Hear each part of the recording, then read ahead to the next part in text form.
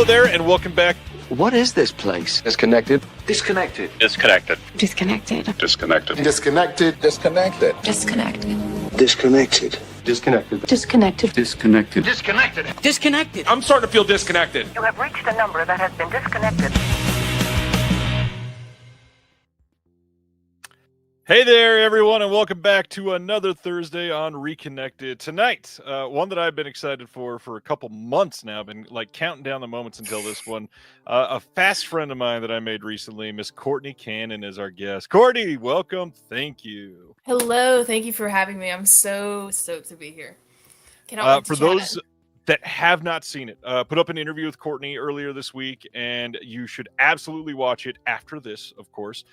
Courtney is a wonderful physical media advocate, pardon the pun, and she is an incredible person, and I really hope people love her because I know that many people already fell in love after that first interview. So how you been? You had an exciting week and a birthday. Happy birthday. Yes, thank you so much. Yeah, I turned 30 last Friday and went to go see my best friend in New York. So we had an awesome weekend, got back on Monday and then just been working, and I'm so excited today. I woke up today and I was like so stoked to be on this because there's nothing I love more than like talking about movies. So I'm just happy to be here. And I'm just grateful for you for inviting me. Oh, of course. Is this one of the friends that you invited, Kimberly Ashcraft? Do you know the name? Yes. Kim is here. She's awesome. She's one of my fellow physical media lovers, a great friend on TikTok, makes content as well. So she's awesome. So shout out Kim. On that note, anybody watching or listening later, if you are on TikTok at all, ever, check out the link in the description. Courtney does great there, sharing films, sharing lists and events that she goes to, all kinds of stuff like that. And you're doing great work on TikTok.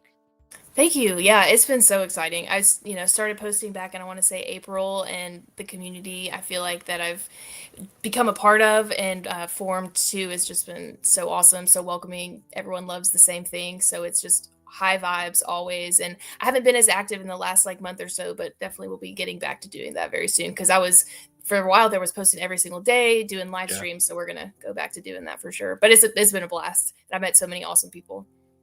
Well, it's about to be October, which means I know you're about to ramp up a lot. Oh, yes. I literally last week curated my like spooky season movie watch list. It has like 100 movies on it, which realistically like probably won't be able to get through all of those, but it took me forever because I was like, okay, but it's like 100 movies, like just maybe honestly a little over, but oh yeah, I am very much ready. Started decorating for Halloween and everything. It's a big deal for a lot of us that love these type of movies. Another big deal, not to be down for a moment, but definitely got to mention the passing of Robert Redford this week. Huge name, legend, star of many movies and many GIFs that people use on Twitter. Yes. Well, you know what's funny about that? For the longest time, that gif of him with like when he like turns around the smirk with like his I forgot what for the longest time I thought that was Zach Galifianakis or like forever, and then it wasn't until like maybe a year ago that I was like, oh my god, that's Robert Redford. But he doesn't look like he normally does in that one. No, but yeah, a huge pioneer in film and the creator of Sundance, which I got to attend back in like 2020. Nice. So I definitely will be missed. Somebody's asking here our favorite Robert Redford movies. Have you seen many Robert Redford movies? I have. I'm trying to think of my favorite. See, this is again my picking a favorite is always the worst with me because I'll give you several. Well, I'll let you go first. What are some of your favorite Robert Redfords? I mean, this is kind of impossible to name when somebody has done so many incredible movies throughout the years. I mean, when you have a career starting as early as he did and has been in so many classics, it's really tough to just like pull a couple out of a hat for him. It's not like I'm going to say Captain America, the Winter Soldier or anything like that. But I mean, Indecent Proposal is up there, even though it's not like a big Redford movie. Yeah. Wearing this shirt, I would be really sad to not say a big obvious baseball movie, which got some love because of the person I'm wearing the shirt for this week. But The Natural is a big one. Yes. John DeMarco, who is the guy that made this shirt.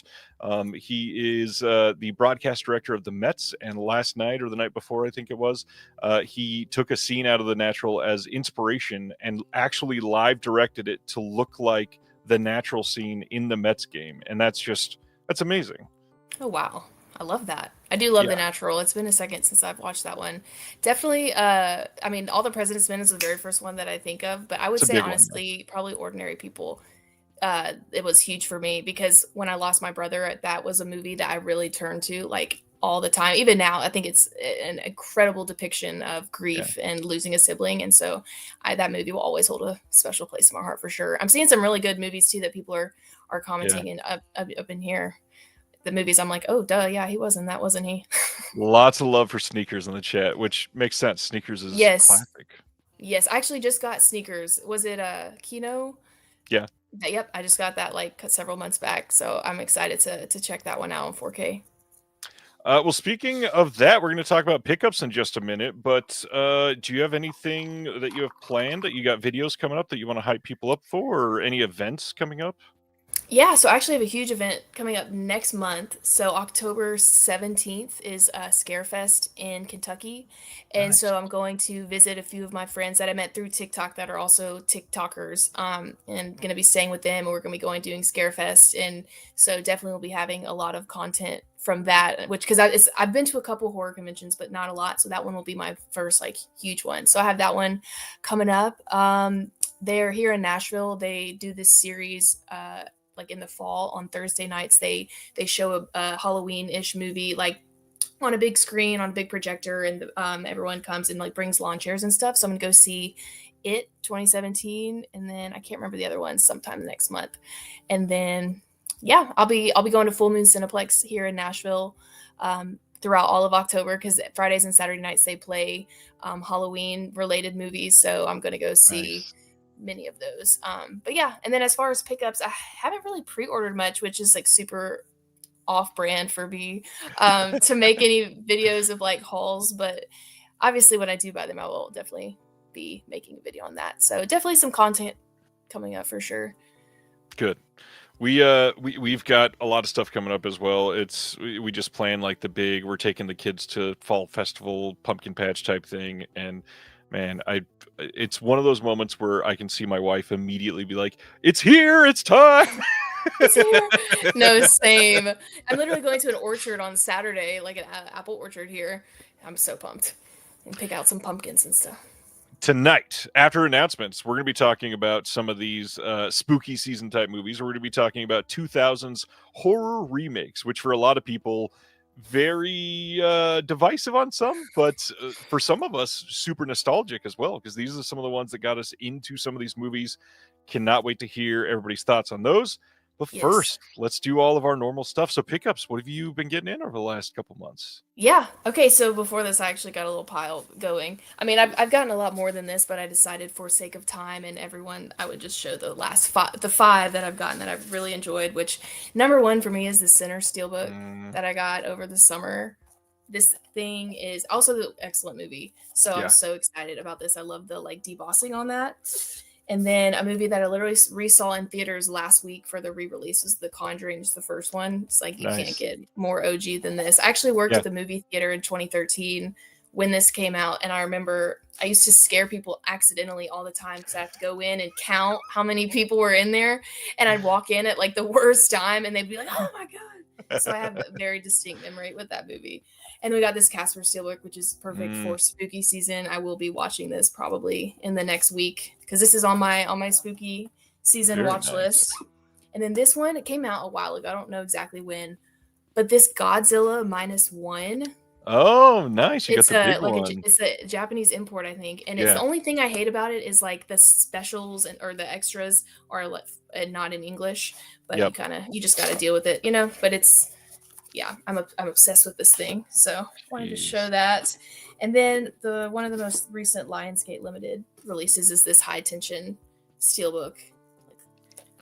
Nice So lenticular, yeah. yes, yes. So it was hard to narrow down because I have gotten so many, but I figured I'd go with those five. Well, funny enough, you mentioned that last. I just got my first Lionsgate limited order in a long time, and I know that we mentioned that in our interview. So I would just share Daybreakers, which is one of Ooh, the newest ones. I This didn't even is see that one. yeah, loved this movie when it came out. It's been a long time, so I'm eager to see it again. Now, I gotta say, for Lionsgate Limited to do this packaging, I don't know, like obviously it's sort of exclusive because you have to go to their website, and they're expensive, but they're not like as expensive as some of these other sites. So it's pricey, especially if you're only getting one thing and you have to pay shipping and all that stuff. But what I don't love is we've got like a regular studio style slipcover with this kind of janky sticker on the front of it. Like, this is cool looking, but it's just the same art on the inside. Like, Yeah. what are we doing? I, We could have made this so much better. a missed opportunity. I agree. Because like you think like you think you're gonna pull it up and that's how exactly how I felt about This is this the one. Like, I back, think by this the is way. oh that is a sick artwork. I love that. But yeah, no, I felt the same way when I got this. I love this steelbook. Like I love Yeah. this so much. And then I opened it up and I was like, oh, it's just the same thing. Oh well. I mean, it's fine. I'm a very like easy person to like please. I'm not gonna be Yeah. like, oh my god. But I agree. I do think missed opportunity because you have more room for more art. Exactly. One that I saw this summer that I was surprisingly pretty happy with. I thought it was going to be okay, and I walked out going, "Wow, that was pretty damn good for a superhero movie."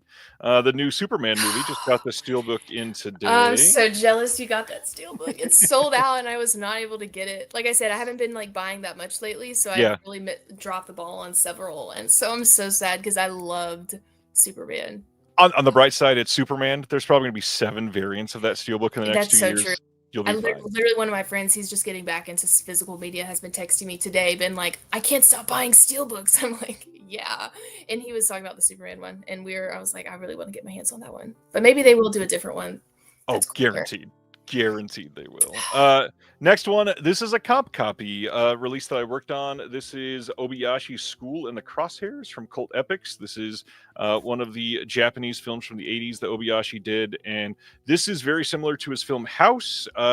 This is probably, of the 4 that I'm working on for them, the closest to House. It is quite bonkers and silly and like borderline anime actually in a lot of it, but it is a really good movie, and I really hope people check it out because it's a really good release. But the best part, on the disc, brand new, my friend Philip Jeffries did a full visual essay on like the history of synth keyboards around that time, because music plays a big part in the story, and it's a wonderful visual essay. I hope people listen to that because Philip did great. It's incredibly edited by Jonathan Zorin, who just put out a film called Derelict. But yeah, really great stuff over there. That's awesome. I have to check that out. I haven't even heard of that movie. Yeah, he also did. I got it.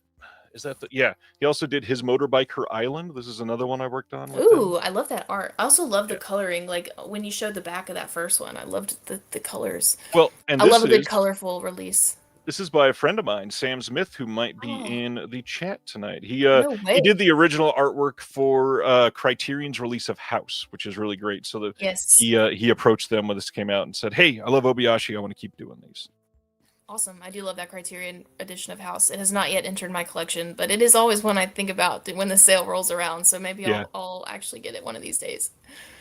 2 final pickups for me. One, just stoked to have this. I think this is my favorite of the 2 canonical titles in this. Is it a franchise? I don't know. Creepshow 2 on 4K from Arrow. Brand new. Just came out, or maybe I think the release date's not even until next week. But here's this. Really stoked. Glad I could have that. And now a re-release that I missed out because this came out originally like 11 years ago, something like that. And I have seen the explosion of the love for this type of film, and I'm so stoked to get in the wonderful tome of Jasper Sharp's Behind the Pink Curtain book. Let me hold this up. This is a book on the history of Pinku Iga, the pink films of Japan, and I am just so happy with the fact that they put this out again, because this was like $250 secondhand, and so they're like, let's reprint it, and I said, please do. So man, in my hands. There's nothing like when they reprint it. That's how I felt. I think there was one recent. I think it was like a Lawrence of Arabia steelbook that like they had reprinted, and I was able to like grab it at like a normal price. Yeah. Because man, I'm so happy for you that you got that, because I know the feeling. Yeah, it's a lot. But with the pickups, the love for these things are inside the cases, of course. So what have you been watching lately? What kind of movies you've been checking out? You know, I have. So, like I said, I started my like spooky season movie watch list. So I've just started denting into that, and we literally have been rewatching the whole Conjuring franchise. Went and saw the new movie last night in theaters. in Screen X. Have anyone ever seen a movie in Screen X? I had no idea what it was, but the friend that I Nope. went with, that's where she got the ticket, and I was like, okay. And it is where you literally the side of the movie theater like has the movie extending right next to you, right and left. So it's like you have the screen here, and then it's also like Okay. expanding. Like it was kind of trippy, and I get motion sickness, so I was kind of nervous. I was like, am I about to get sick right now? Because I was like, you feel like you're in the movie. But I did go and see that one. I just watched The Barn, which one of my friends, Chris, he's actually, I think he's in the chat, 4K Outlaws, he's one of my great friends from TikTok. Him and his wife had suggested The Barn. It's like it was made like recently, like in the last 10 years, but it takes place. There it is. That was one of the most recent ones I watched. Yeah. All It was so autographed by the fun. cast and No crew. way. Yeah. That's cool. That's cool. No, so that was a fun one. I had not seen that one before. So I love. And then here's the I, sequel, The Barn Part 2. oh, I didn't even know there was a sequel. Is that one any good? Worth There's watching? actually 3 of them. Oh my god. Wow. That's crazy. Yeah. You just never know. And Kim asked my favorite Conjuring film. I definitely has to be the first one. You just can't beat the OG. Yeah, it's by far the best. Yeah. What about you? What all have you been watching lately? Oh, too much. Last weekend we did 5 films in the theater in one day. Ooh. Yeah, it was a long day. I'm gonna go through a couple of these very quick because a couple of these don't have a lot to say about them. Spinal Tap 2, it was all right. Like it's nowhere near as good as the first. None of us were expecting that, but it wasn't a complete failure, so it's decent. Went and saw the newest Dev Patel film, which is called Rabbit Trap, and it's this weird like wannabe folk horror film that's sort of like really based in experimental cinema. Essentially there's no coherent plot to it at all, and you're just out in the middle of the woods in the UK, and there's a creepy, like, I'd guess they were probably a 13-year-old, and they're just doing fucky things to this couple, and you're like, I don't know what's happening, but I'm here for it. There was still a lot of really great visuals, but it wasn't for me. I think it could have been a lot better. We saw The Baltimoreans, which is a new rom-com that's about to drop, and kind of impressed me, I gotta be honest. It was pretty well written. My big thing, though, is like proper representation of people. Everybody was just normal, and it was one of those glaring things where you're like, oh, like, I look like these people. I'm not like Hollywood level of beautiful staring at the screen. And so Right. these are just average people. And that was so nice to see in a pretty decent sized movie in a theater. It was nice. Nice. That is nice. Saw The Long Walk this week. Did you happen to see that one? Not yet. I can't wait though. I'm hoping to go like sometime this weekend or next week. It's been on the top of my list. Yeah, this was probably my second or third most anticipated films of the year. I interviewed the guy who wrote it last year. His name is JT Molnar. He's the one that did Strange Darling last year. Oh, And I loved that movie. it's so good. The Long Walk, I was worried about this one because I know this is close to the hearts of many people, but this movie delivers. I in tears multiple times during this film. Really close to a 5-star film for me. I think that the last couple minutes may have misstepped ever so slightly, but other than that, freaking incredible. You don't think watching a whole bunch of super young men walking for like 150 minutes or whatever it is. I don't think it's 2.5 hours. I think it's just over an hour and a half. But actually just sitting here watching them walk for that long, you're like, oh, I'm going to get bored. Not at all. The dialogue is incredible, and they pull you through it absolutely amazing. So well. That makes me so excited because I've heard good things about it, but you just like never know. But hearing that makes me even more excited because I am so pumped. Also, I love that someone said I think people should walk to the cinema for the long. Yeah. Kim wants to know favorite Child's Play movie. Mine is 2.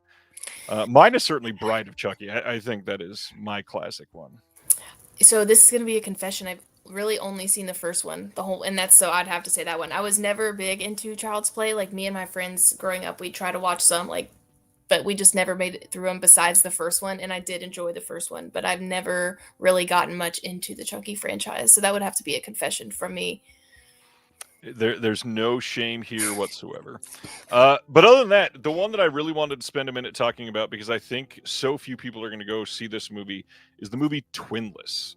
So Twinless is a movie that is in the trailers. They are pitching this as a couple people that have lost twins are going to as in like their twin has died, are going to a twin bereavement support group, and they like form a friendship from it. And this movie is incredible. Wonderfully written, incredibly acted. One of the big things is not the main star, which is Dylan O'Brien, but his co-star, which is James Sweeney. James Sweeney also directed this film, and he also wrote this film. And so the fact that he wrote the role that he took, this movie is insane for so many reasons. It is like perfectly cast. It is wonderfully acted.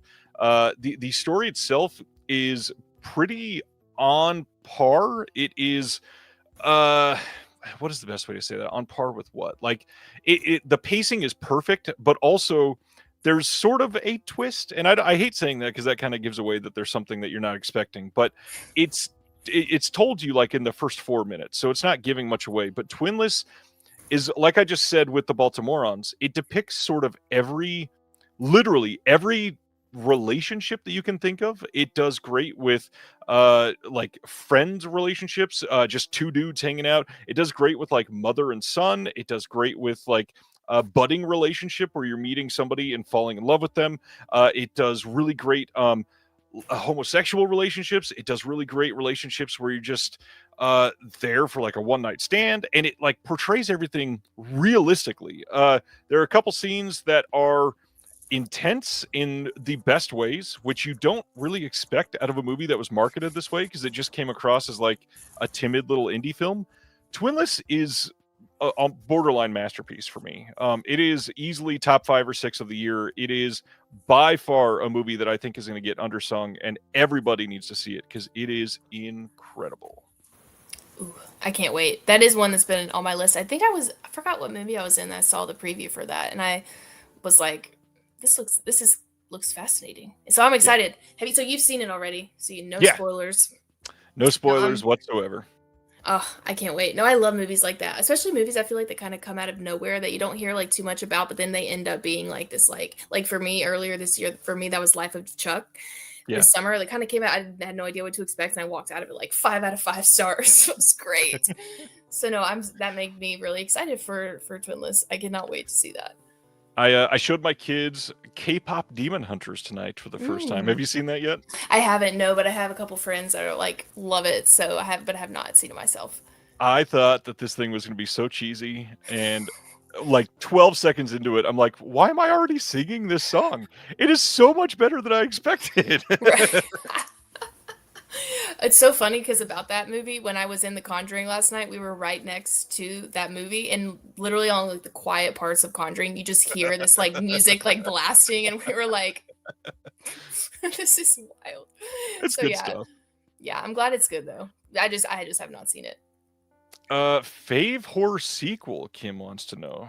That is a very difficult question. Oh man, Kim, I can't answer stuff on the spot, but we'll try. I'm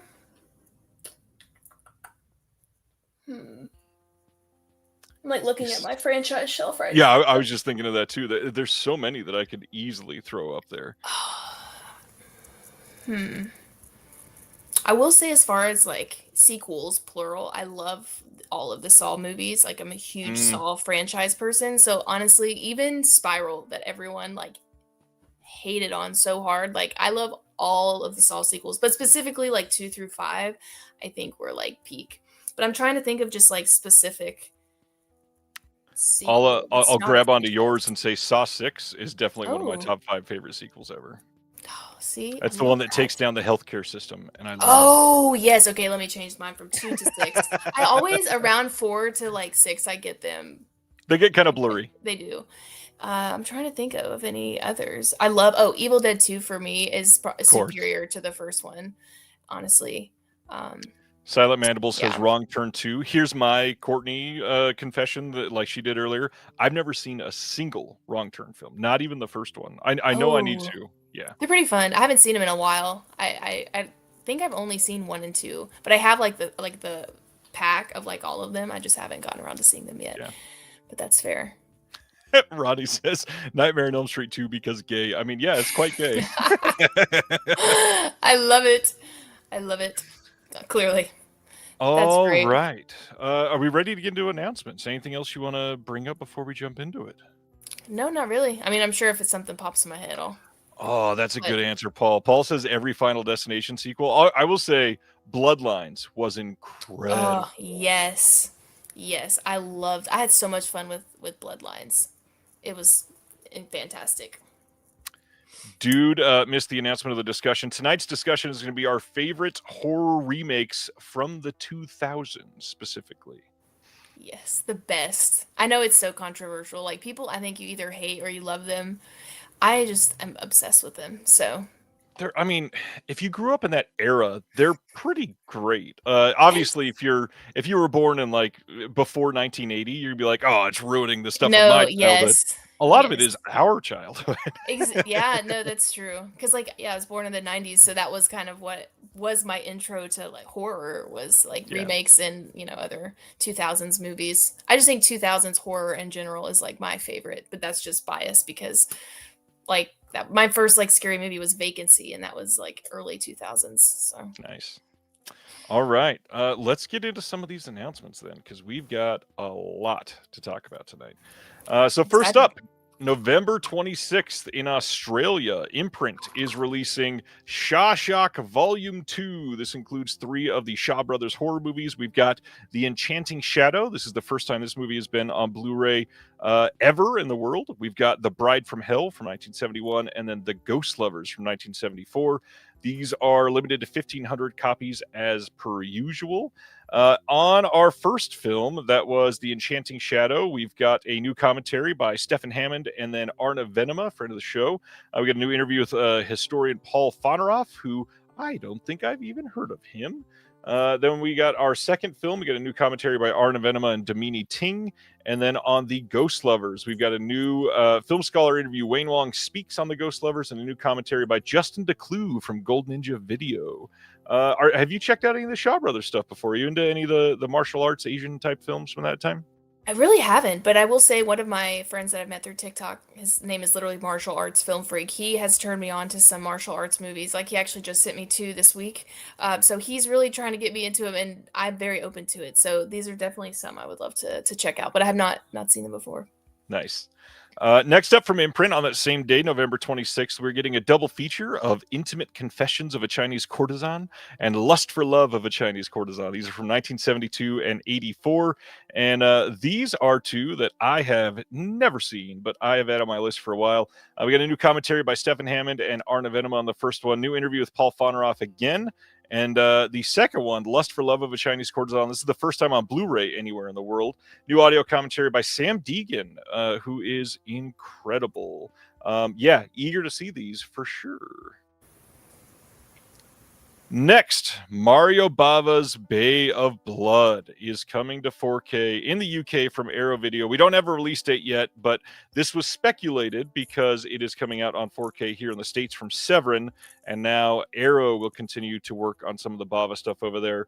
Are you somebody that's checked out any Bava films in the past? No, but it looks like I'm about to. This is I'm a big one. intrigued. Yeah, I'm intrigued. This is a film that has inspired some movies that we were just talking about a little bit. So, yeah, Bay of Blood is incredible. There are some scenes from this that are practically ripped, like frame by frame, into Friday the 13th. Oh, I love that. Then I definitely will need to be getting this. Well, and you're also a big Arrow fan, right? Oh, yeah. Literally 3 of my 5 2000s horror remakes are Arrow. Like, I have very many. Arrow. I know what one of them is. Oh, I know what 2 of them. One of them just came out. That's right. All right. Next up, 88 Films over in the UK had a big group of announcements. We had a question from Chaz. Any word if any of those Shaw titles will end up in the next Arrow set? We don't know yet. However, I have it on a good word that there's a rumor that they will be announcing Shawscope Volume 4 in their next drop of announcements. So we should be able to find out about that soon. So, yeah, keep that in mind. In case you were holding up on pre-ordering on that, you might want to wait there, Chaz. So yeah, 88 Films announced a big group of titles. First one here, November 10th, as part of their releases that they've been putting out. We've got Absolution coming to Blu-ray in the UK. This is from 1978.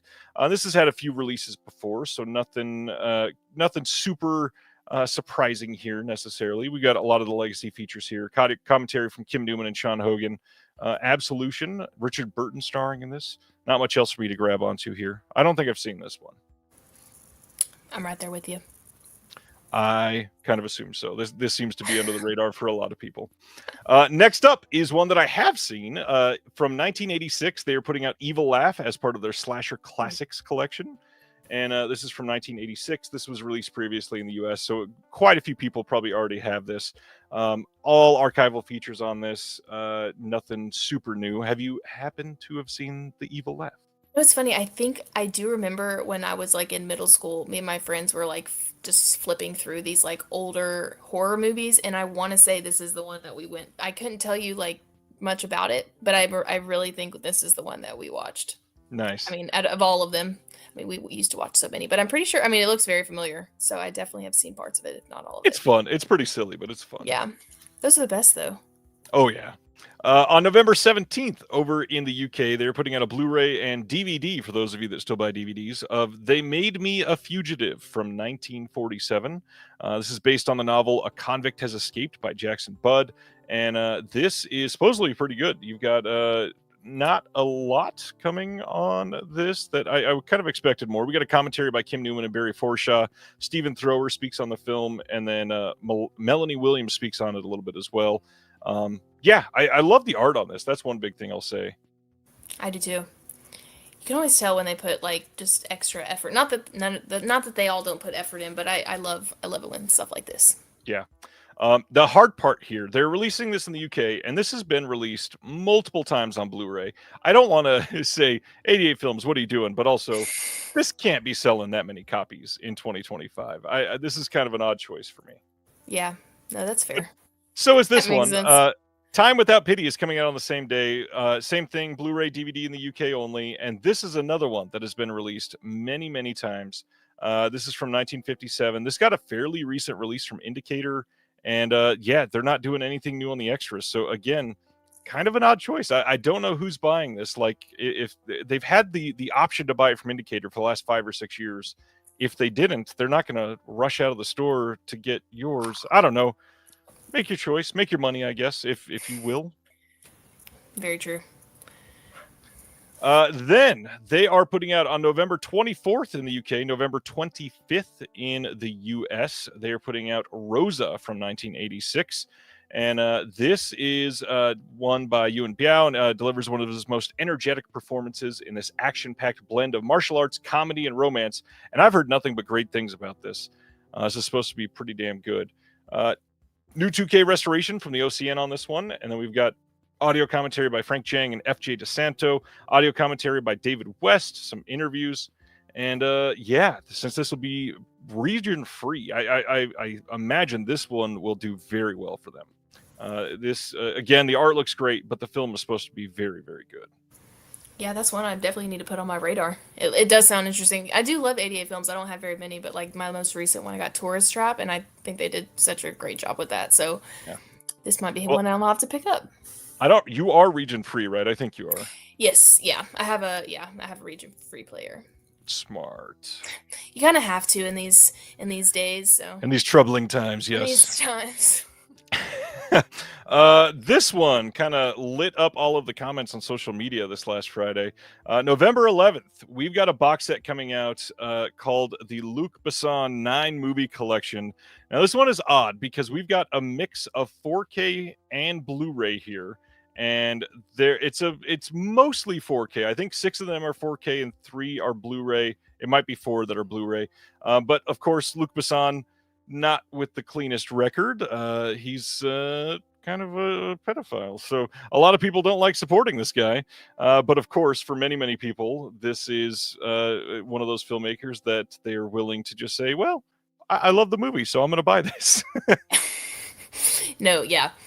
Yeah, I know. I did see this announcement, but I did cross my mind. I'm like, do I do I want to get this? Because I actually already own some of these. So I was Yeah. like, I don't know. I may pass on it. But I think it's beautiful artwork and one that you would want in your collection. Yeah. But this one we've got 9 films. We got this is me screwing up French. Sorry, everybody in the chat already. Le Dernier Combat. It's probably not Combat, whatever. Subway, The Big Blue, La Femme Nikita, Atlantis, Leon the Professional, The Fifth Element, The Messenger, The Story of Joan of Arc, and Angel A. Obviously, the dude is a pedophile, and that is hard to grapple with, especially when this thing is going to be expensive. The art is nice, but I'm not buying that for art or anything like that. no, I'm right there with you. I will not be getting that either. Yeah. It seems like a lot of people in the chat are on the same page. Yeah, that makes sense. And he's one of those people. A lot of people just don't like him, anyways. His films have a very distinct style for the most part, and if you're not into it, you're not into it. It's like Shane Black on that front. So, Right. all right, that is the pedophile minute with Disconnected. Next, November 10th, we are getting a re-release of a 4K steelbook of Wicked so that they can make more money before the new film comes out. Now, what's funny here is there is going to be a US re-release as well. You can already pre-order it. This one is coming out over in the UK, but also they're about to drop the second movie. You're insane if you don't think in March that there's not going to be a double feature Wicked steelbook.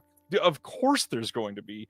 This one, if you have even 8 brain cells, who is buying this in November of 2025 knowing that's coming in March, unless you're a Wicked fan of Wicked and you just need everything they do?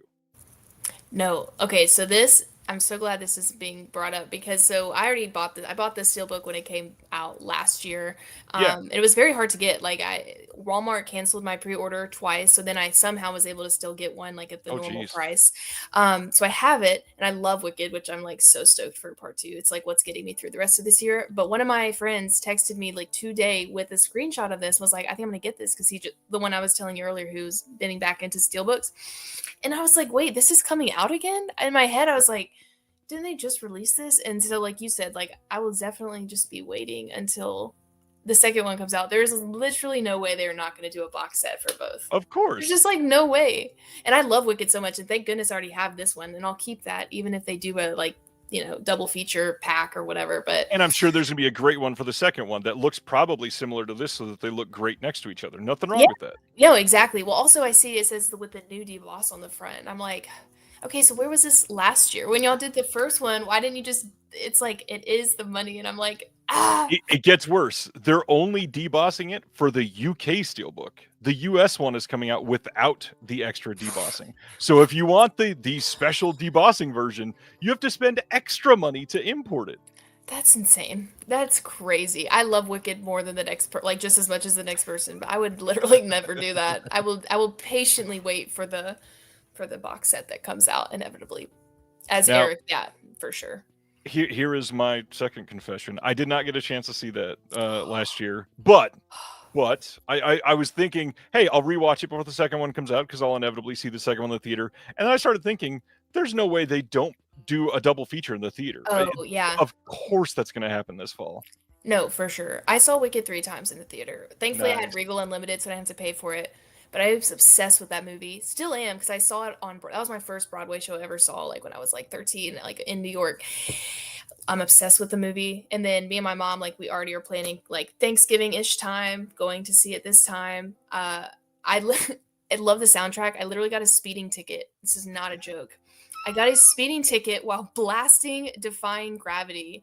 I was going like 20 over, not even like registering how fast I'm going. So I was quite literally defying gravity. The cop like pulls me over, I get a ticket. And I try to make a joke with him. I was like, yeah, I'm sorry. I was listening to Wicked. Like, have you never defied gravity? And he was not having it. But I literally got a speeding ticket because of this soundtrack.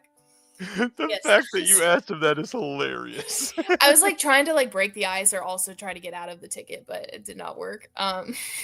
But I'm so excited for part 2. Like I will be counting down. And Amazon Prime members, I saw they're releasing a free or a early screening for Amazon Prime members on like the 17th or something. Oh, damn. So if that's true, I will be sad. Interesting. Yep.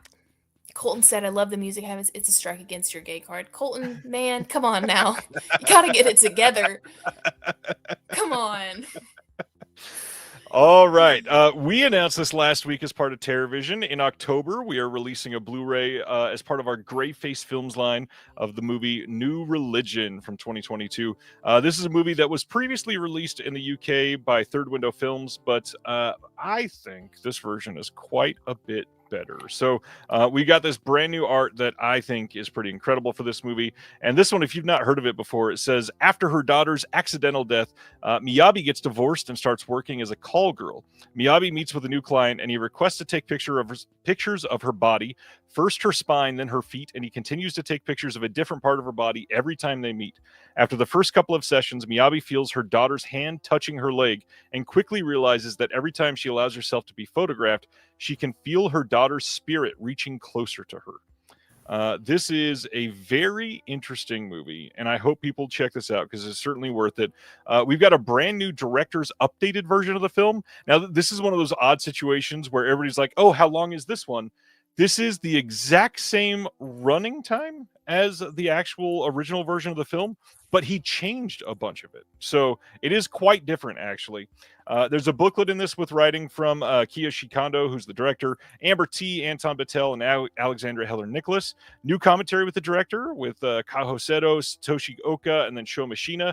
This one is exclusive to the TerrorVision release. That's not on the Third Window release. We got another new audio commentary from Amber T, which is also exclusive. New making of New Religion with the director who put it all together. And then we got a behind-the-scenes look that was on the original one. Now, of course, the big difference is the original one has this new short film. It's not part of this thing, but it's sort of tied together, and so it's very, very different. Kind of complimentary releases, especially if you love the film, might be worth checking out. But yeah, if you never picked up Third Window or you're not region free, this will be the one to get for sure. I'm obsessed with that artwork. Like, been sitting here just like, it's great. Yeah, it's very and fascinating. Moths kind of play a part in the film, so that's where the inspiration comes from there. I love that. Corinne says Ryan, is the Nami collection on Air 4444 the exact same as what Third Window released? We don't know yet, Corinne. We're going to find out tomorrow because it is going on pre-order tomorrow. But they've not released any new details as far as extras and all that, but the films should be identical. And we should point out that Third Window Films and then Air 4444, they've worked together a bunch of times, so undoubtedly they both worked together on those films when they were putting them out. Is that the first time you'd heard of that label, Air 4444? Me? Yeah. It is actually. I have not. Sorry, I was like reading like through the comments, and then I was like, wait, I need to talk. I am on here. It's a tough name to spit out sometimes, that's for sure. Well, now I'm familiar with it, so that's good. I'm That learning new things being on here. This is great. Air 4444, they do like subversive Asian films for the most part. Nice. Okay. Speaking of The Long Walk, you can already pre-order the 4K Steelbook. This is out there, and it is an Amazon exclusive 4K Steelbook. We don't have a release date yet, of course. This one has an alternate ending, which I'm very curious what that alternate ending is, because the ending was kind of the weakest part for me. So I'm wondering if they might have fixed it. And then we've got an appreciation from Stephen King on there. We've got Cooper and David did a scene read together, and then Ever Onward, Making the Long Walk multi-part documentary and the trailer. So yeah, I am very excited about this one. I will definitely be pre-ordering that, and I haven't even seen the movie. Just I can tell just from just like the art and the colors, but also just from the sounds of how the movie actually is. I will be getting that as well. I do think it's hilarious that many people saw this and went, "Oh, I thought that was Super Troopers at first." Oh, I love that. And Lionsgate is just spitting out and just fire. So I trust them with all of their releases that they've been putting out. Yeah, pretty good stuff. Can't argue with that. This is not exactly the same. September 24th, Cape Light over in Germany is putting out a 4K and Blu-ray Project Genesis. We had talked about this a couple of weeks ago. It's coming on Blu-ray, but now we know it's coming on 4K. So if you want it on the better format, perhaps you could get this one. Adrian wants to know, will the DVD of the same special features on, I'm assuming you're talking about The Long Walk. That one, a couple things said 4K only. And so I'm not sure. I would imagine they would have the same features on the DVD, but we would have to check for sure. You having headphone issues? Yes, I was. But I'm good now. I can hear you. So if you were just talking to me, I was not ignoring you. I was not. You're good. It had like a weird thing, so I was just fixing the... All right, let's try this. December 8th, over in the UK, from Altitude, we are getting a release of The Cut from 2025. This is an Orlando Bloom boxing movie that I had never even heard of. I probably should have watched this trailer. I have not seen anything from this. I've literally never heard of that either. Huh. Yeah, that is a good comment, dude. He says, I haven't seen a movie as nihilistic as The Long Walk in a long time. Nihilistic it is, through and through. It is quite hopeless. So I posted this week, and I've gotten a lot of responses, actually. Just want to know if you want a question answered and printed in the magazine, let me know. We're trying to do more of these letter to the editor segments. If you got a question about physical media releases, about films, about why releases have not come out yet, any certain thing that you want to ask, shoot it, and I will try to go to the source and get you answers to the best of my ability. That's awesome. Kino Lorber is having a sale at Barnes & Noble right now, 50% off of everything. And if you are not somebody that is shopping at Barnes & Noble for one reason or another, you can also pick these up on Amazon because Amazon is price matching most everything. The big thing to remember here is this is in person and online. So they tend to, when they're having one of these, they tend to stock some of the titles, obviously not their entire catalog because Kino Lorber releases 512 movies per year, but you can buy most of them online. And then on top of that, things go on sale that will come out during the sale period. So this doesn't end till October 19th. So if a release is coming out before October 19th, it is half off right now. So you can pre-order it. Like 4Ks are, I think, $22, $22.49. Pretty decent. My wallet hates to see these sales coming. Yeah, and it's, of course, almost sale season, so here we go. Oh, yes, but exciting too. John shares that the next Kino sale through their website should begin next Thursday, so we will have a lot to talk about next Thursday, that's for sure. I feel like it's been a very long time since the last Kino sale.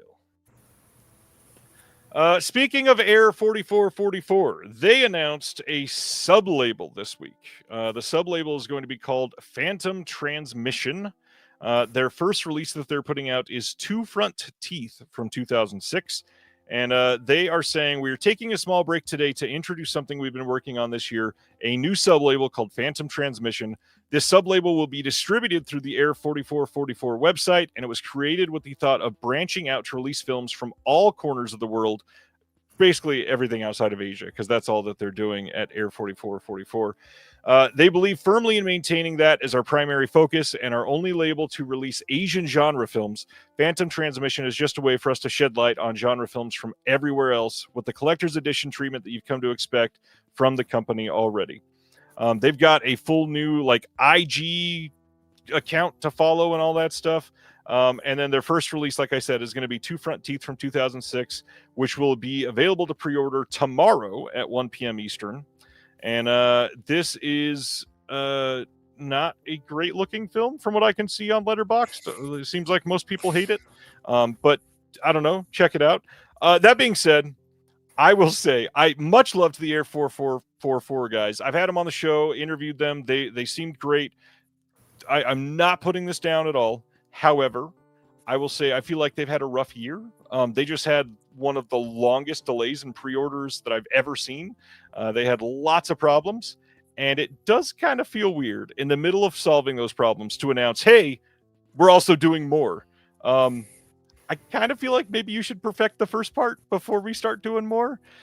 I get wanting to release films from other countries, but this feels like kind of a bad time. I don't know. Are you following much of this from any of the other companies like sub labels and all that? How do you feel about that?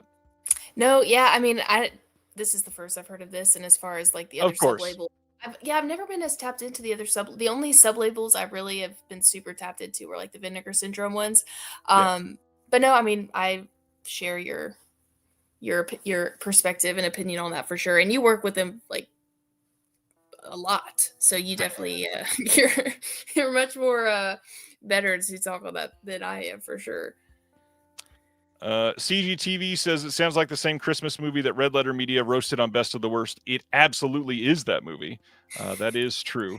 And then Barry the Tick says, but most of the movies we love are hated by the general public? ? I wouldn't say that. I would say, in fact, there are many companies putting out kind of like critically acclaimed films, especially if you go past the Vinegar Syndromes or the companies like that put out mostly B movies. But even Vinegar Syndrome has moved away from that overall. So I don't know.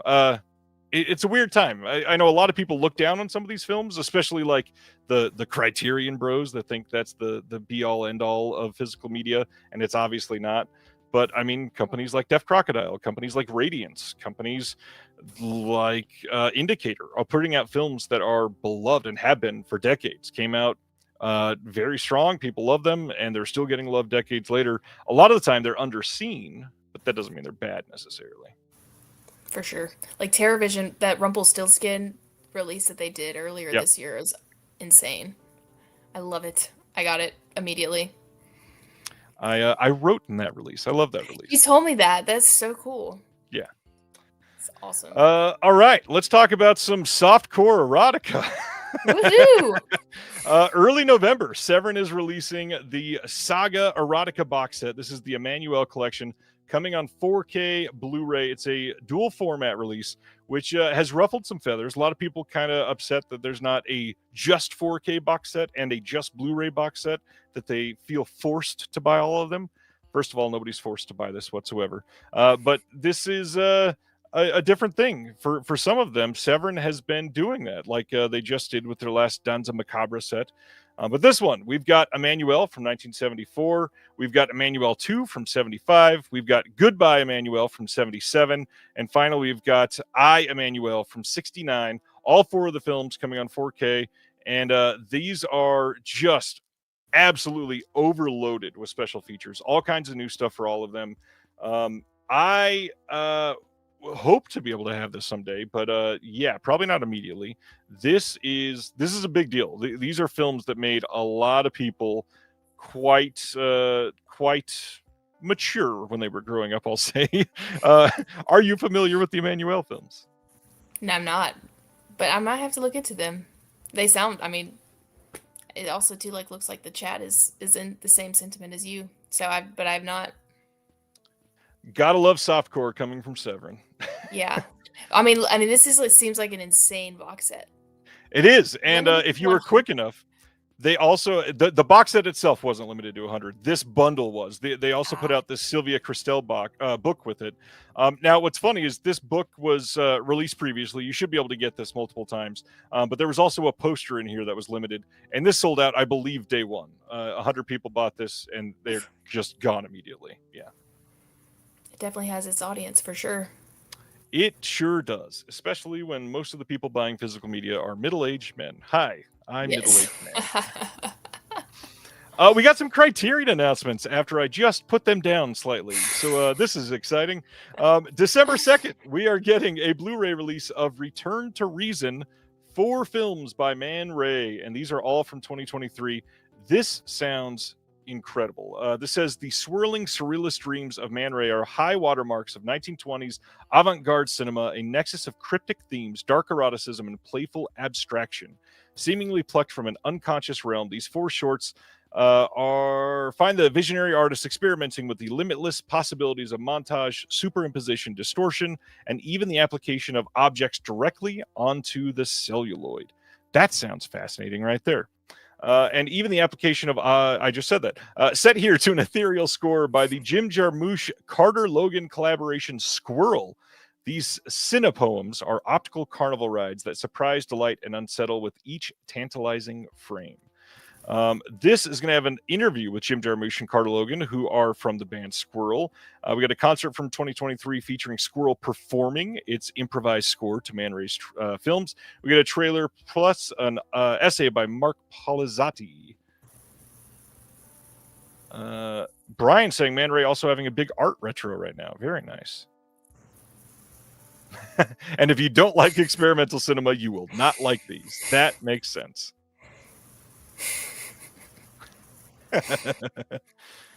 Oh, Ronnie says one of the shorts is on the Kino Silent Avant-Garde film set. Interesting. Good to know. I love that artwork that they picked. Yeah, it's quite good. A classic is also coming out. So December 2nd, they're also putting out a 4K release of His Girl Friday. This is from 1940, and of course, this is one that many people have loved. This did come out as one of the Columbia Classics box sets from Sony. So if you already had that, this is basically going to be the same thing. There might be a couple different on the features, I think, but the film itself is probably going to look identical. In fact, the Sony one might even look slightly better since Criterion doesn't do real great with the encoding. This is all the same as what they put out on Blu-ray previously, so don't expect to get any new features. But you gotta love this sort of release. And yeah, have you seen His Girl Friday? Are you into stuff like this? Oh yeah, we had to watch this in college, and I loved it. But this is actually one I never bought though physically, so I'm pumped that it's getting this 4K because I don't own it, so it'll all be new to me from the Criterion. So I'm so pumped because I remember I loved this movie when I saw it for the first time.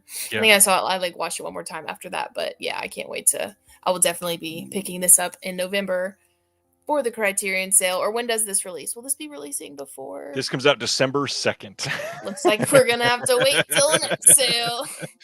Well, it's not that long. The next website flash sale will be in March after that. So okay. Not terrible. I'm honestly I can be very patient. So and I never buy Criterions unless it's of course during the sale. But there has been like maybe one or two that I have, but besides that, no.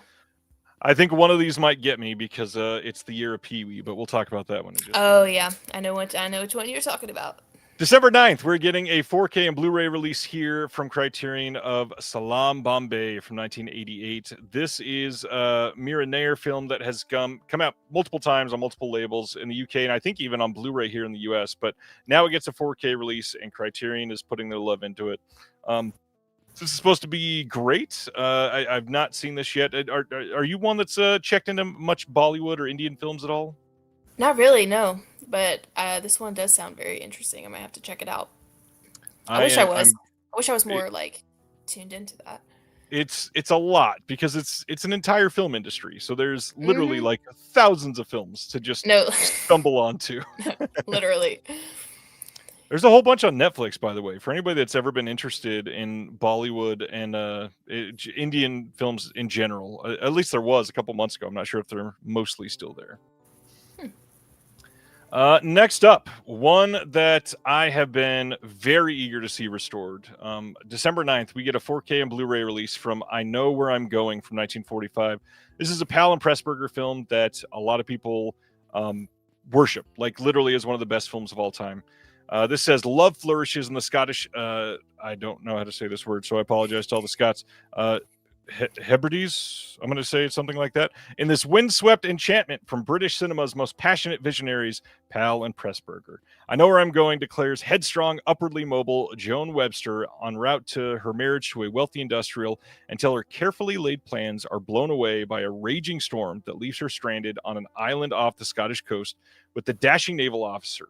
Shot in ethereal black and white that enhances the almost mystical air of its setting, a folkloric world where legends and curses still hold sway, this beloved romance is one of cinema's most stirring expressions of the eternal conflict between the head and the heart. This is one... Oh, thank you, Ronnie. Ronnie said I said it correctly. That's kind of amazing. Love that. This is one that Criterion had released previously on DVD, I believe, if I'm remembering right. And now it finally got this upgrade. We got a new 4K digital restoration by the BFI. And that is one thing that I wanted to be bringing up, that this is one that they've wanted a UK release of for the longest time, since this is from the UK. But this supposedly is nigh impossible to ever get a release over in the UK. Somebody from the BFI was in my comments confirming that. They said, don't ever expect a UK release because it's impossible to negotiate all the rights over there. So something funky going on, but at least we got it here. We got an audio commentary with Ian Christie on this. There's a restoration demonstration on the film. We got some behind the scenes stills narrated by the editor, of course, Thelma Schoonmaker. We've got Scorsese is actually the one that did the introduction on the restoration demonstration. We got a 1994 documentary by Mark Cousins about the film. We got a photo essay by Nancy Franklin. Lots of decent stuff. Home movies from one of Michael Powell's Scottish expeditions. An essay by Imogen Sarah Smith, who is kind of amazing at everything. So this will absolutely be coming home with me eventually. Heck yeah. I've never seen this, but when I did see the original Criterion announcement for this one, it definitely piqued my interest. So it definitely is one I might have to throw on my list for the sale next year. Yeah, definitely on there for me. And then the one that surprised the world.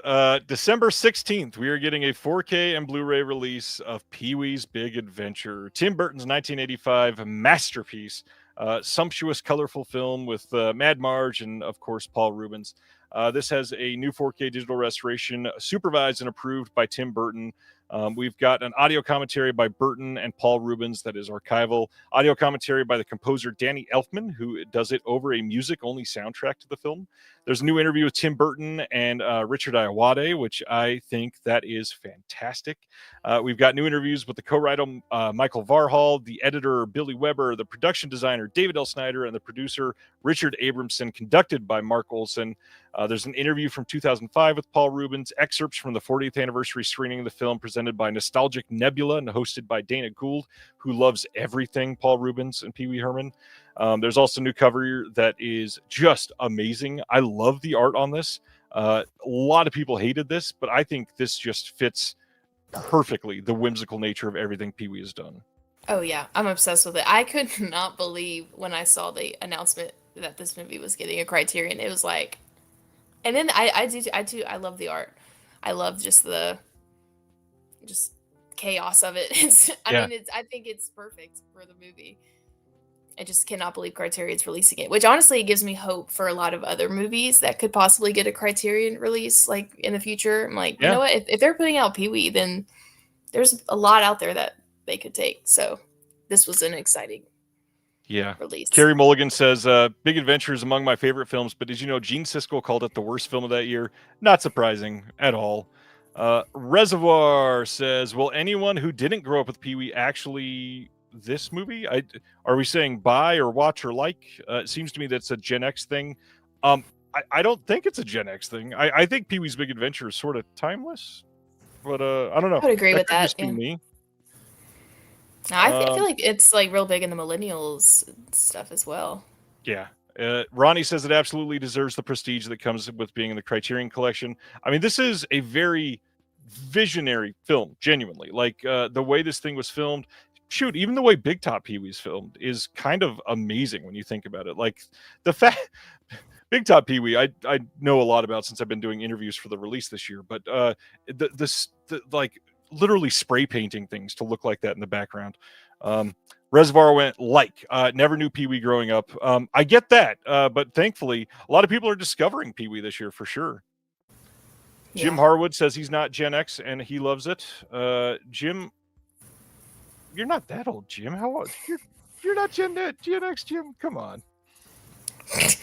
You know, I would love, because speaking of Tim Burton, like I would love for Criterion to release a Tim Burton collection. Ooh. I would love that so much.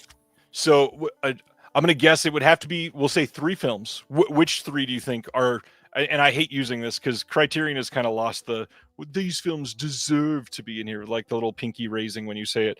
But which ones do you think most make sense in the Criterion Collection? Picking 3. I would love Edward Scissorhands. That was my first one. It's like my first go-to. Shoot, you only get 2 more?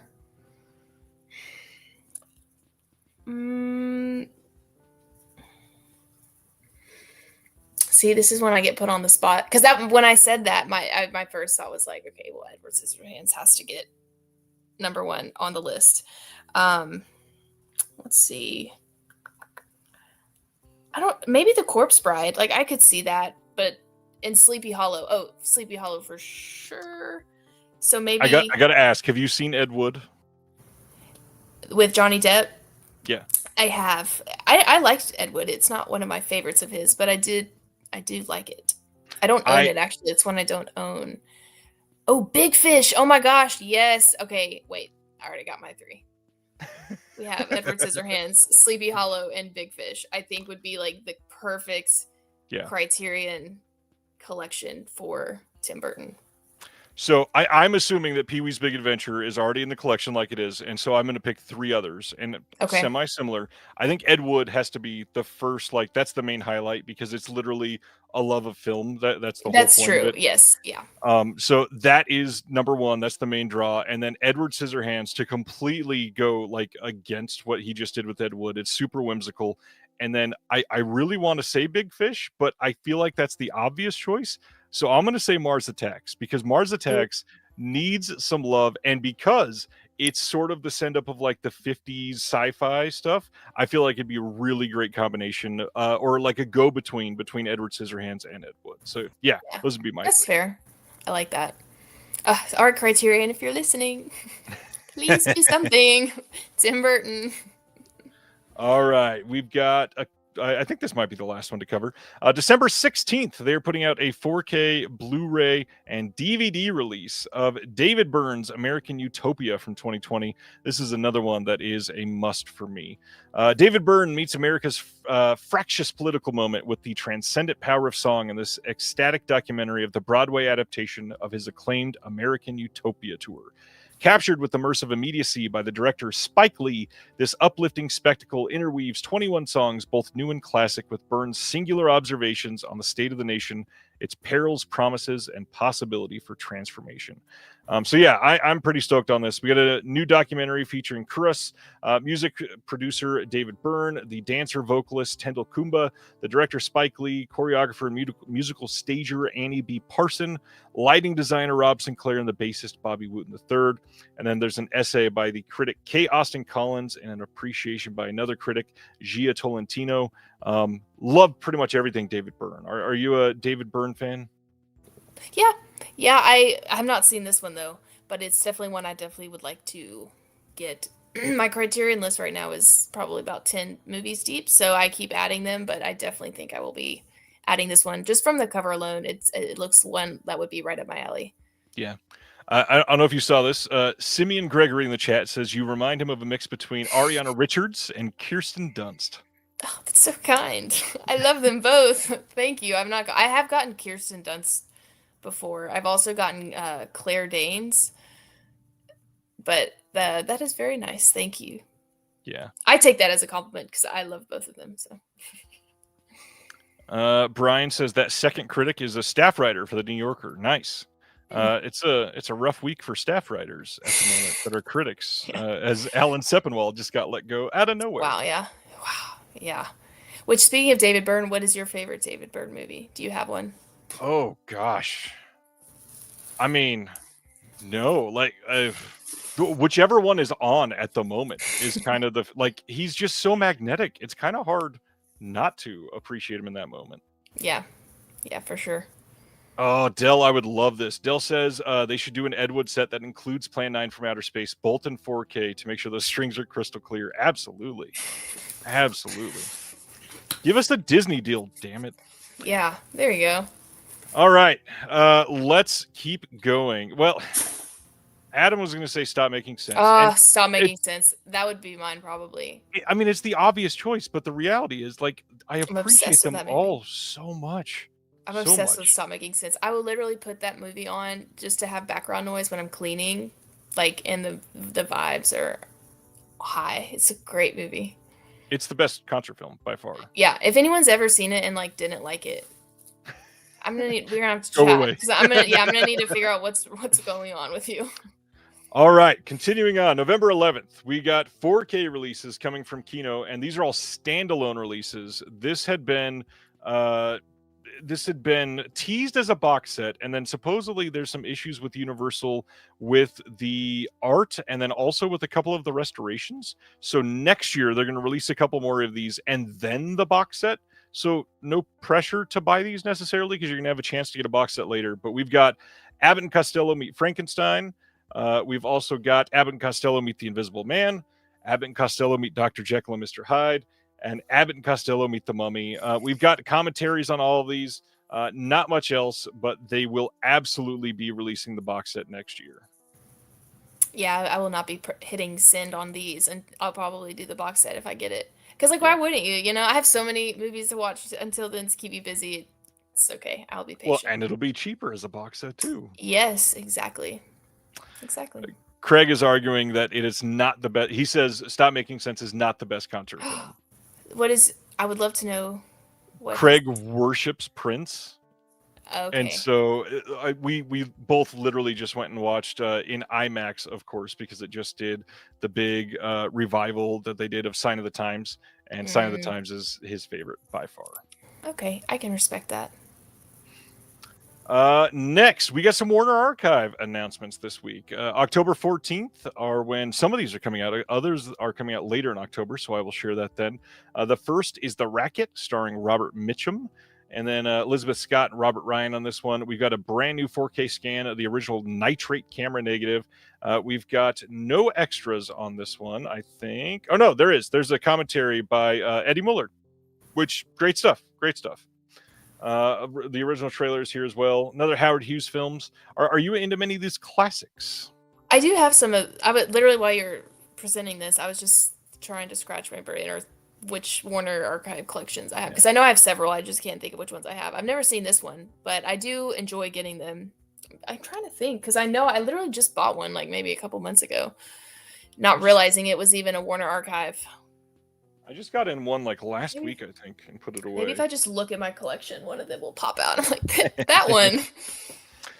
Next up from them is one that has been on my watch list for the absolute longest time, and so I'm so glad to be able to get this in HD. October 14th, we're getting Rafferty and the Gold Dust Twins from 1975. This one stars Alan Arkin, Sally Kellerman, and Mackenzie Phillips, and this says, Gunny Rafferty is a lonely ex-Marine adrift in the sea of humanity known as Los Angeles. In the morning, he leaves his rundown apartment and drives his beat-up car to a boring, mind-numbing job. But today is going to be different when Gunny meets two footloose female drifters, Mac and Frisbee, who can cajole him into taking a road trip to New Orleans. Resigning himself to the situation, Rafferty joins forces with this terrible twosome. On the road, their odyssey shifts into high gear as these lovable losers get into comic misadventures after the other. Two of their victims, Charles Martin Smith and and Harry Dean Stanton. Hello, that's the next line. Gets humorously strung by the antics of consummate femme fatale pool hustler Frisbee. Eventually, romance brings Rafferty and Mac together. Even Frisbee's hostile attitude softens as these last souls form a compassionate fondness for each other. Finishing their journey on a bittersweet but hopeful note, director Dick Richards crafted a funny and tender twist on the road movie that celebrates the human spirit. Some love for this one. I love Alan Arkin. I will be purchasing this one. I didn't even know this was coming out, so I'm glad that... See, this is teaching me new releases that I needed to know, because I've not seen this movie, but it's also been on like my watch list for... Yeah. I can't tell you how long. I love Alan Arkin. He's hilarious. Like, genuinely one of the funniest people. Just standing there talking, I could just listen to him and laugh. No, literally. All right, so that's Rafferty and the Gold Dust Twins. Next up is Lovely to Look At from 1952 from Warner Archive on the same date, October 14th. This one, the big name here is Red Skelton, everybody's favorite Red Skelton. Brand new 4K scans of the original Technicolor camera negatives. Special features on this. We got classic MGM Tom and Jerry cartoon, Dog Trouble, Pete Smith's specialty, Have You Ever Wondered, and the original trailer is on it as well. I am not much of a Red Skelton person. However, Zsa Zsa Gabor is in this ever so slightly. So that feels like it's quite old. 1952. Yeah. I haven't seen this one. No, me neither. Probably one I will not be seeing still, as a matter of fact. This one does sound pretty interesting, actually. This says that A Summer Place is coming out October 14th on Blu-ray, and this is from 1959. And it says Troy Donahue and Sandra Dee stars two young lovers whose relationship catalyzes the end of their parents' marriages during a vacation on a Maine island. A Summer Place. Young, innocent, and in love on an idyllic island, Johnny and Molly face the anger and guilt unleashed by the dissolution of their parents' relationships after Molly's father rekindles an affair he had with Johnny's mother before either was married. Now, can young love survive as Johnny and Molly witness the enmity that has replaced the passion their parents once felt in this classic romance? And this one is going to have a cartoon on here called The Witch's Tangled Hair and the original trailer, and that is it. I like the artwork. I love the Yeah. cover. Very, very classic poster art there. Mm-hmm. I love it. Dell is saying that after I say Zsa Zsa Gabor's name, I'm supposed to say darling. So there you go, Dell. That was pretty good. Next, October 28th, they are putting out Manhattan Melodrama from 1934. This one with the perfect power couple from that time, William Powell and Myrna Loy. We also got Clark Gable in this, little-known actor. He's probably going to go somewhere with this one. Clark Gable. We've got a brand new 4K scan of the best preservation elements on this one. We've got classic MGM shorts, The Big Idea and Roast Beef and Movies, both in HD, and the original trailer. This one, I might actually check out this one. This one sounds pretty good. Nice. Yeah, I've not seen it, but it does sound interesting. I wouldn't mind checking it out either. Clark Gable, classic. Yeah. Another Warner Archive. They are announcing so many lately. I was about to say, oh my gosh. Well, and they used to like struggle to put out a couple every month, and now they're Right. like, oh, let me just put out 7. Right. No big deal. October 28th, this one is The Mad Miss Manton from 1938. This one starring the amazing Barbara Stanwyck and Henry Fonda. Brand new 4K scans, the original nitrate camera negatives, which is wild that we're getting new 4K scans of nitrate negatives from 1938. We've got classic cartoons, The Penguin Parade and Porky the Gob, both in HD, and then the original trailer. I know we got some Stanwyck fans in the chat. This is one I definitely need to check out. Gosh, I thought that was the last one. This is the last one. And they just keep coming. October 28th, Out of the Fog from 1941 with Ida Lupino and John Garfield. Ida Lupino, another goat for sure. I love that name. It's so fun to say. Yeah, absolutely. Ida Lupino. Craig loving the 4K nitrate scans. Well, guess what? This is another one. New 4K scan of the original nitrate negatives. 2 classic cartoons on this one, The Heckling Hare and Hollywood Steps Out, both in HD, plus a trailer. Now, that's enough Warner Archive, I think. No, it's not. Oh, it's an end behind this door. All right. This, I believe, is the last one. Errol Flynn, who gets a lot of love from Warner Archive lately. 1953's The Master of Belantre is the newest one here. And this one, for special features, we got Bully for Bugs and Plop Goes the Weasel classic cartoons in a trailer. And you know what? I'm skipping right away from that one because that is enough of Warner Archive.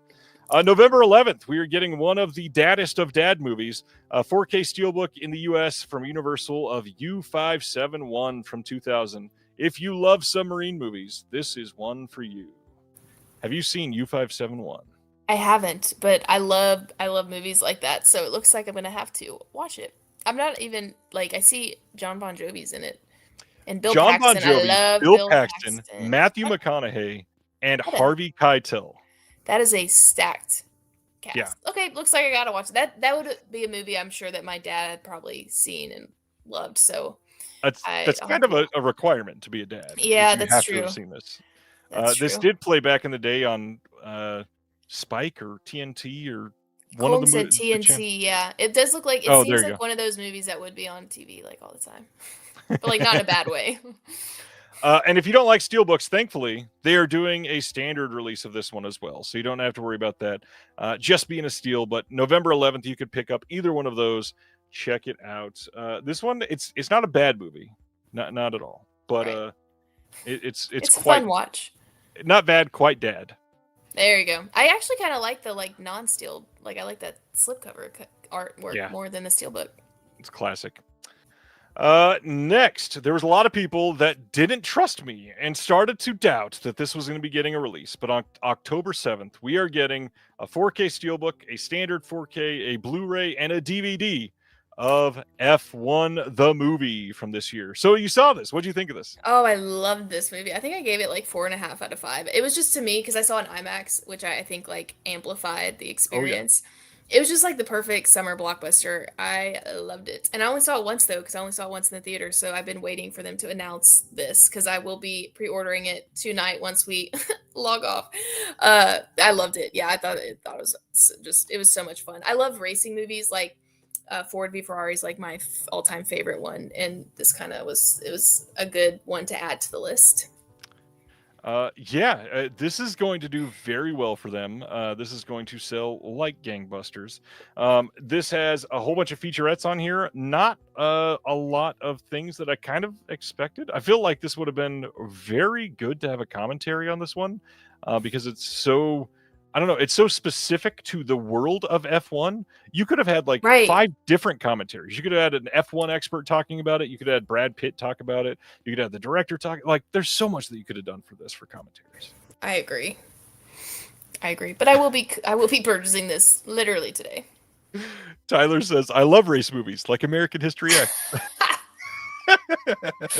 Wait, okay, that took me a second to get because until you read it out loud, then it like oh, that's so funny. I have not seen Hilarious. American History X. It's That's an intense movie. It's an intense movie. Yeah, you won't look at Curbs the same ever again. Oh my god. I actually rewatched it not too long ago and I was like, oh. Yeah. Here is the standard 4K of F1. You can check it out. This is, again, a pretty big deal. I know a lot of people did not expect this to get a big release, but here we are. Yeah. Yeah, I'm excited. Next up, another one got a big release. And now we get to hear Courtney talk about Marvel again because I'm going to bring that up from the interview. But Yes. October 14th, we are getting a few different releases of Fantastic Four First Steps. So this first one, this is an Amazon exclusive version of the Steelbook. You're getting a magnetic alternate art cover that has the same Steelbook as everywhere else is going to have underneath it. You get all these art cards. You get a little comic with it. You've got... let's see, what is it? 5 collector cards, an issue of the Fantastic Four First Steps comic, and then that variant cover. They've got some deleted scenes, some featurettes in here, a gag reel, and a director's commentary. Then, of course, there's going to be a Walmart exclusive Blu-ray pop-up cover version, and then a standard Blu-ray, and then I'll show the standard 4K in just a moment. But there's also a standard Steelbook that is going to be available widely.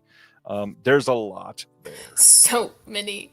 I can't decide between the first one that you showed and then the pop-up book because like a pop-up book is so fun, but I don't know, I can't decide because I did like the movie a lot, so I would definitely be getting it. But why are they releasing like 5 variants? Because it's Disney and they like money. They love money.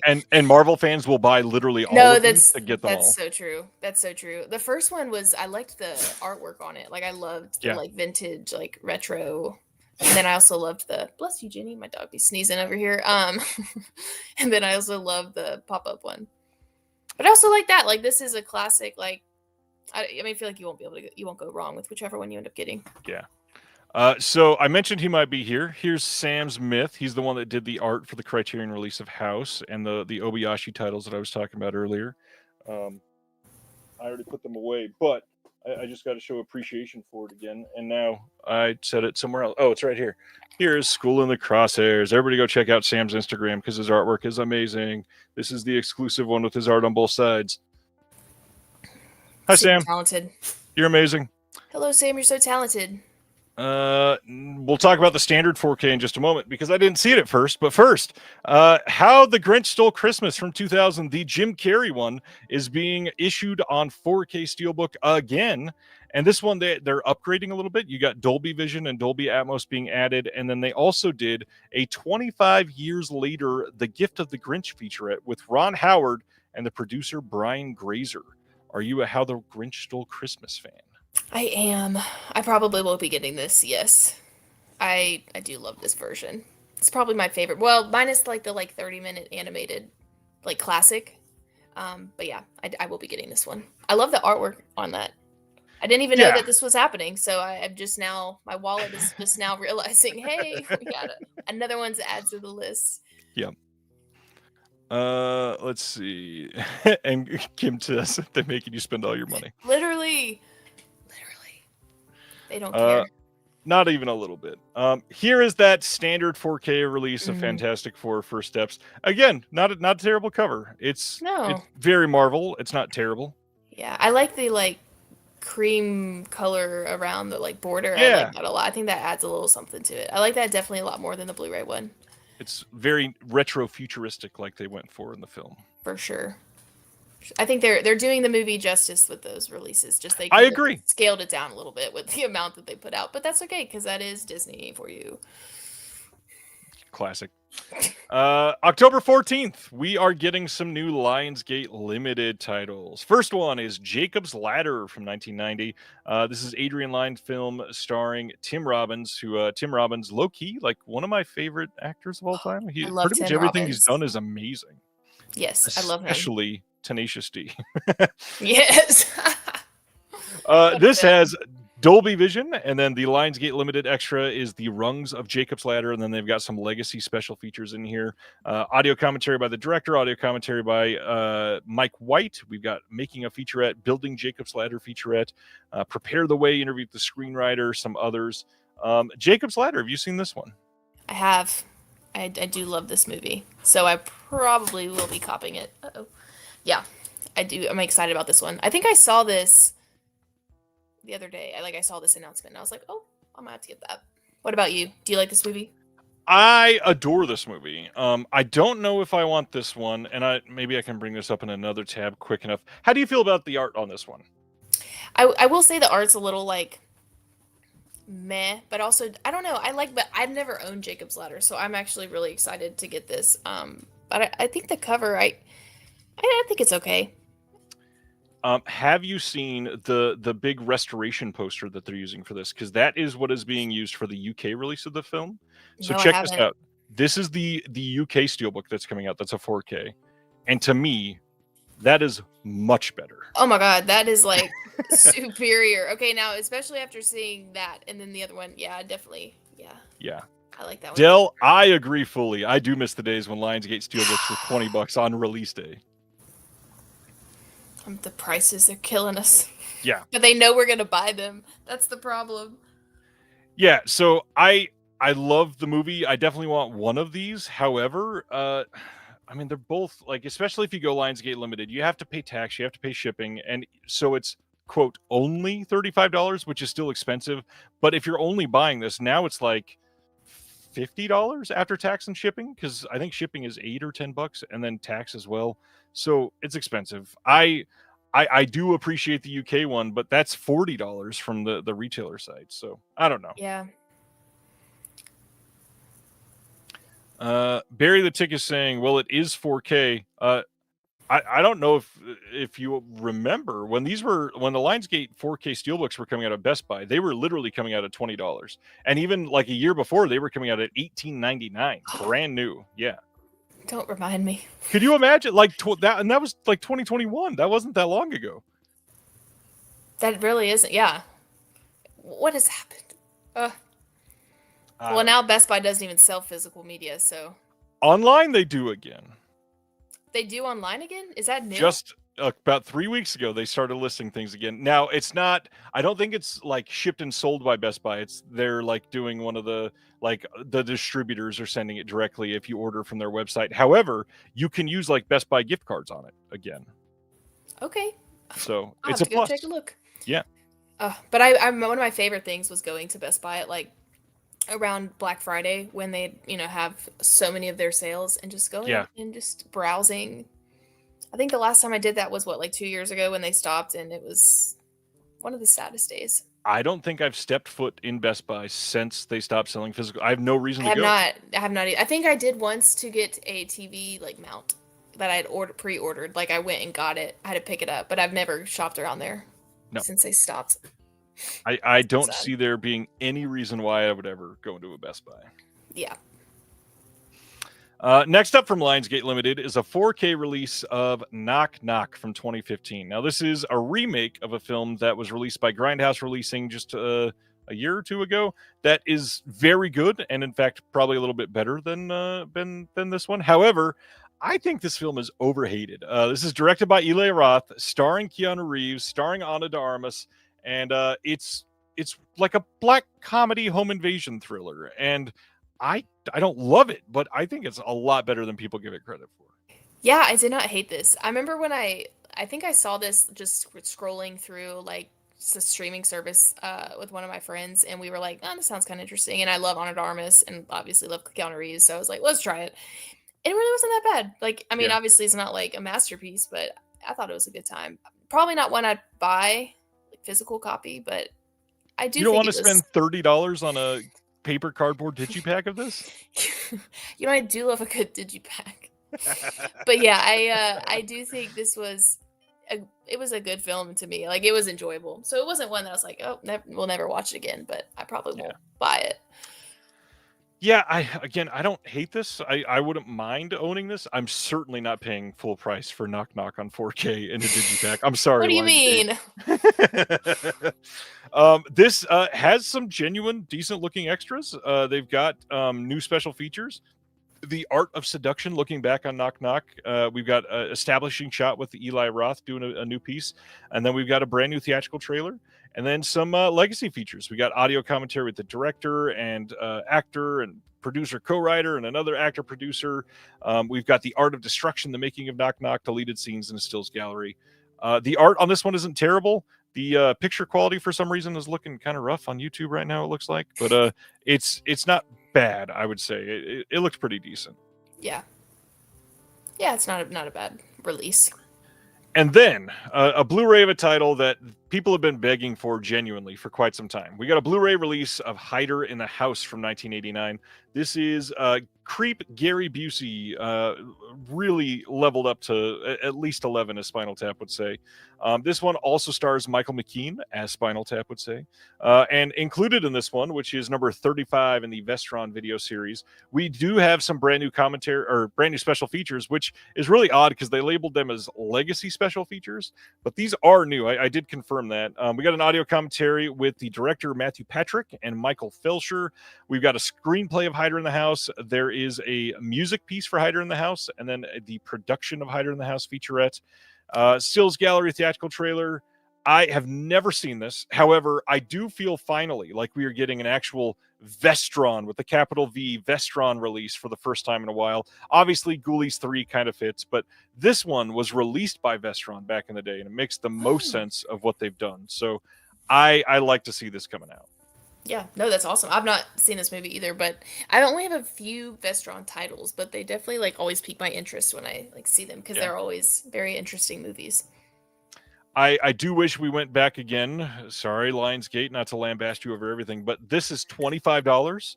And just a year and a half ago, brand new Vestrons were coming out for like $12, and you could pick them up in Walmart and pay tax, obviously, but no shipping.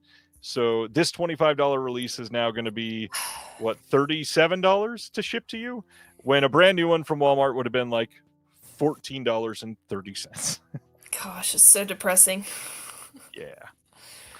The good old days. Yeah, the good old days of 18 months ago.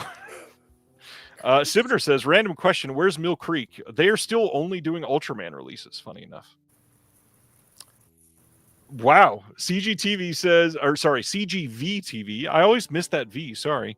Busey was sentenced to 2 years probation today for his bad behavior. Had not heard that. Good luck to Gary Busey. Random story that I forgot about. A friend of mine went to, I think it was Santa Monica with his parents in like 2009, I think it was. And he came back and he was showing me pictures from just hanging out on the beach. And we looked, and in the background of one of the pictures, there was like the beach wall that goes along everything. It's right next to the boardwalk, the little sidewalk everybody's walking on. It's not even like a big wall. It's like 3 feet, but it goes like 50 feet length at a time. And we're scrolling through these pictures, and just randomly sitting on the beach in the background of one of the photos, Gary Busey just hanging out on the wall, just chilling, looking disheveled, like he just woke up from a binge overnight. And there he is, just sitting on the wall. Random as hell. November 11th, we are getting a 4K release from Warner Brothers of Ted Lasso: The Richmond Way. Now, this is odd to me for very many reasons. One, they just released the Blu-ray for this, So like 2.5 months last ago? year, no, it was like, yeah, it was at the end of 2024, I think, because I bought Okay. it and I was so excited, and then I saw this and I was like, "Are you joking? Yeah, What and do you mean? You?" Yeah. it's rough because it was a long time ago that this came out. Actually, the Blu-ray came out July 30th of last year. Man, my 2.5 months is 2.5 months plus a year.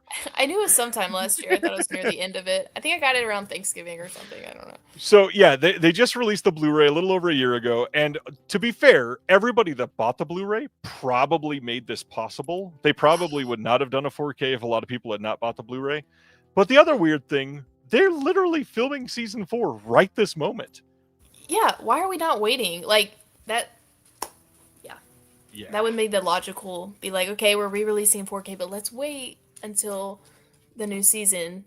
Yeah. Because then people would I would buy that. Like, I'm not gonna go and buy this because also, what are they gonna do when they do have the new season? Are they just gonna do a separate like 4K for that, or are they gonna do a whole nother set? The Richmond yeah. Way plus one. Yeah. Like, yeah, I will not be buying this one. I'm good with my Blu-ray for this, and you know. This is another Ryan confession. I've still not even seen 5 minutes of Ted Lasso. The only thing I've seen is like reaction gifs from everybody. Oh, it's such a great feel-good show. Like, that's one I'm honestly going to be rewatching it soon, just to Nice. because it's a good feel-good one. You kind of need good feel-good things. So I don't want to be extra proud of my chat, but before I reveal the next announcement, I do want to say that last week we had a long discussion on AI cover art and how bad it is when it happens, how egregious it is, how boring it is, and also how really on the nose it is. So like last year we got the Blazing Saddles 4K and there was a picture of a saddle on fire. That's the dumbest thing in the world. Has nothing to do with the movie. And somebody said, watch, when they finally reveal the artwork for One Flew Over the Cuckoo's Nest, it's going to be like a bird flying over Jack Nicholson in a cage or something like that. And we got the art this week. It is literally Jack Nicholson standing in a cage. This looks likely AI. And then the other thing, like I said, for some reason, it's like kind of pixelated tonight.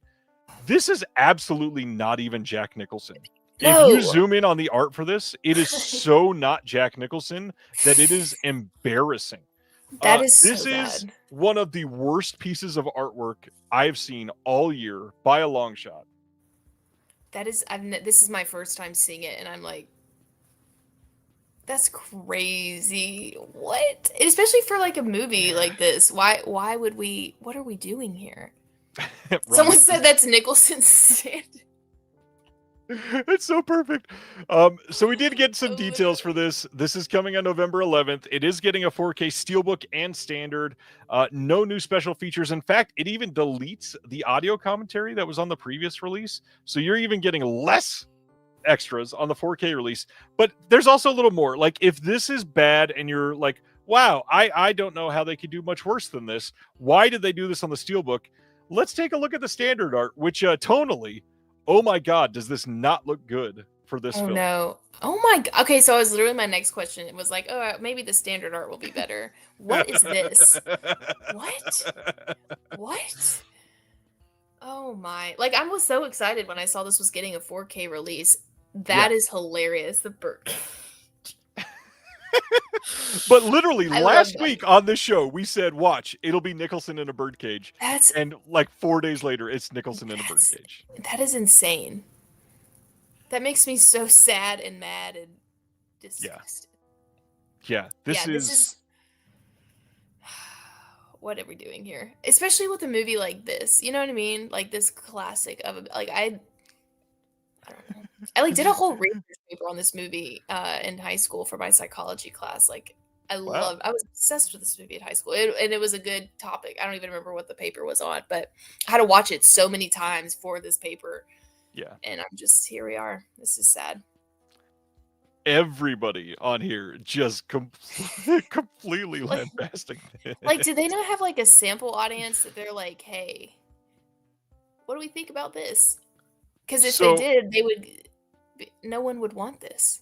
I have been told one of the reasons that these studios are not using the original cover art, and this is by somebody who works with stuff like this from one of the studios, is that they are wanting them to appeal to a younger audience. So they think like this is going to get like the TikTok generation.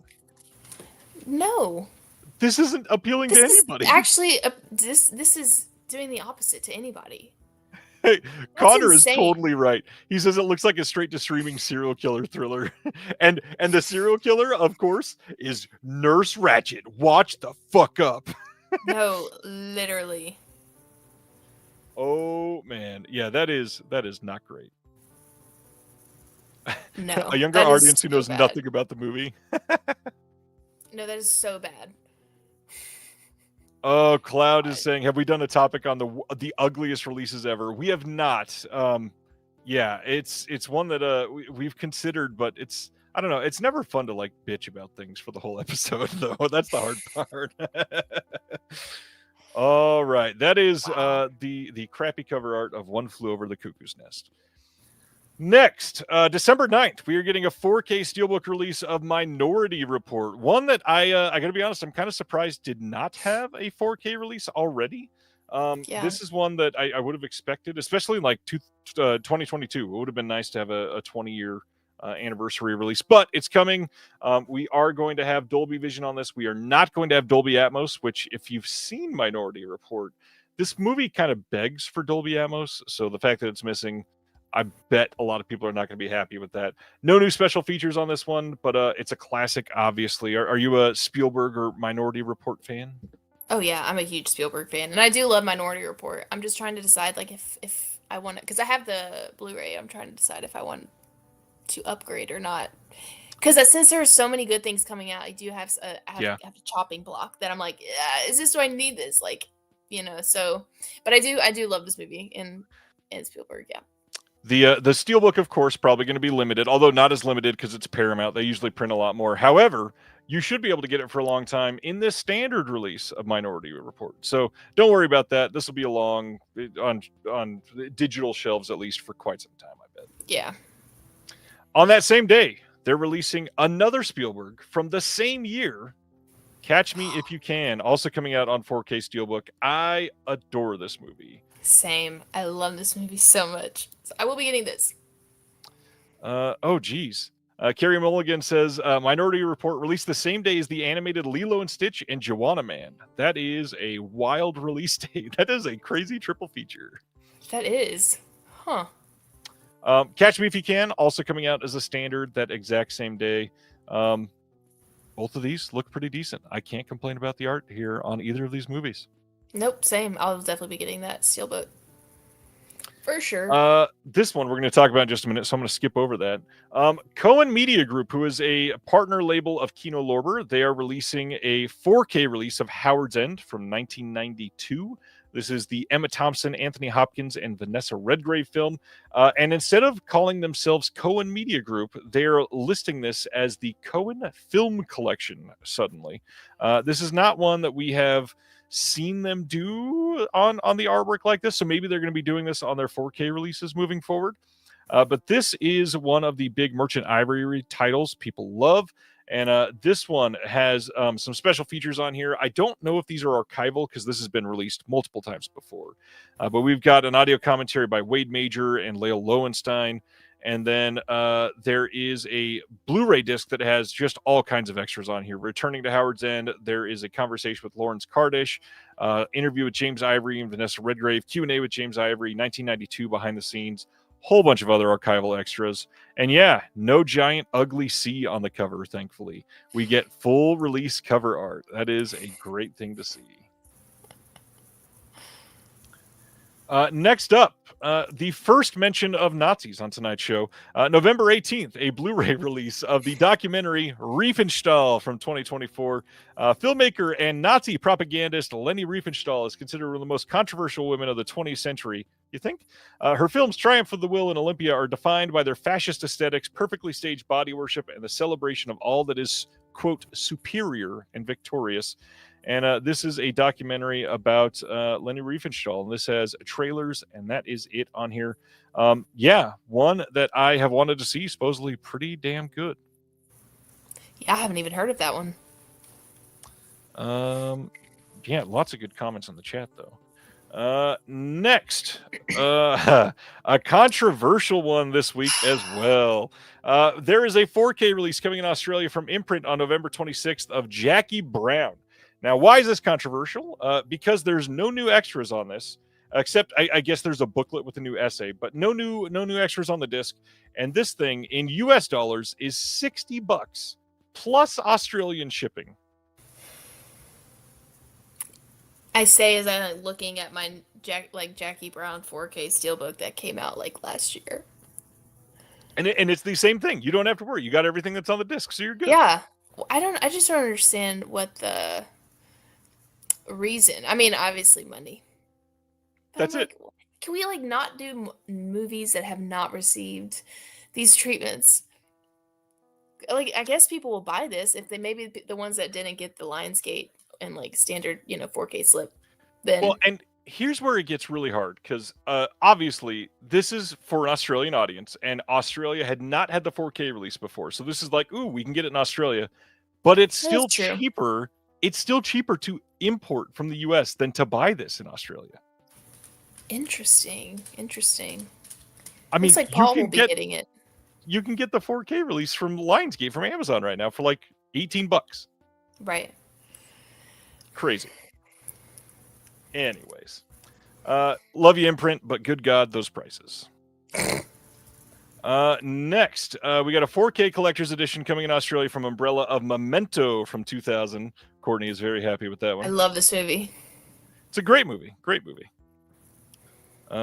Yes, there is a big box on it, and that doesn't make it very special. Sibner saying, this coming from the person who defends the Halloween jack-o'-lantern. I didn't quite defend it. I mentioned why it might be worth the price and why I sold my stuff and I'm getting it. So, yeah. Next up, another controversial one. Okay, here's where a lot of people are about to spew some hatred because I think a lot of people hate the art on this. October, we are finally getting the long-rumored 4K box set of Ty West's X trilogy from A24. Now, this is a 3-disc set, just the 4K discs of all 3 films. We've got one of their tall art box releases, and I got to be honest, the inside art looks pretty good. I don't love the front cover necessarily, but this doesn't look terrible in my opinion. I like the way they're stylizing some of it to go together. It's got a 64-page booklet with new essay by John Derringer, unreleased concept art, costume sketches, behind-the-scenes photography, original poster, and VHS artwork. And then there's also 90 minutes of making of featurettes and new commentaries for all 3 movies, which is cool. However, I think the big thing here, just like the Imprint set that we just talked about, I think this is vastly overpriced. This thing is $100 for these 3 films that have already had releases. Yes, they've not all had 4K releases here in the US, but they've all had releases. And $100 is a lot for 3 discs. Yeah. I was hoping you would say like a 2-digit number. Because I do love this trilogy, and Tell you what, I'll sell it to you for $99. Like, I already own all 3 of these, but I only have one of them in 4K. I only have Maxine in 4K. I have the other 2 Blu-ray. So I'm like tempted, but I agree with a lot of people in the chat. Like, this artwork is, I do like what you said. I love the inside artwork, but this like cover, I don't know. It's like the Mia Goth trilogy. No, literally, I'm conflicted because the art is not good, but I only have one of the 4Ks. Right. I don't know. Is it worth it? Like, would it be worth it to? I don't know. I'll have to figure it out. I didn't even know this was coming out. So let me change your mind real quick because I'm processing in real time. Well, I'm gonna make it much more difficult for you. Well, probably not. I'm probably gonna make it much easier. KB is saying, "Can I justify it for 65?" And I think that's going to be an option because there are long rumbling rumors that this is also coming soon from Second Sight. Oh, I would pick Second Sight over anything. They're my favorite company. Right. So I'm going to be patient then. and Right. So patiently wait the that big thing is announcement. if you don't see this come from Second Sight in the next, say, 8 months, and you're like, oh, I have to have those in 4K, A24 is still going to have them. This is That's not going out true. of print from them anytime soon. So Right. if you can wait, you'll probably be able to get a little bit of a sale. And they do have a sale every like Black Friday ish where it's like 30% off. So you might even be Yeah. able to get it for $70, which that's a lot more feasible. Yeah. However, a Second Sight box set of all three of these is going to be incredible. That will be the quickest thing I've ever bought. Because I do love this trilogy. I remember seeing X for the first time though and being like, what the heck did I just watch? Like that Yeah. was crazy. And then it just kind of it grows on you. So Yeah. I'll Again, probably like I will I, wait. I don't necessarily understand this packaging either. They've not Mm-mm. done these weird like plastic cases around any of the art sets like they are for this one. I don't know that that's super necessary, but I don't know. Again, the inside looks decent, but it's expensive. Yeah. Speaking of films that have been released far too many times, November 11th, Kino Lorber is putting out Frightmare from 1974 on Blu-ray. This is going to be number 40 in their Kino Cult line, and with all of the new extras, how are you going to contain yourself? There are no new extras. That's the joke. This has been released to death many, many, many times.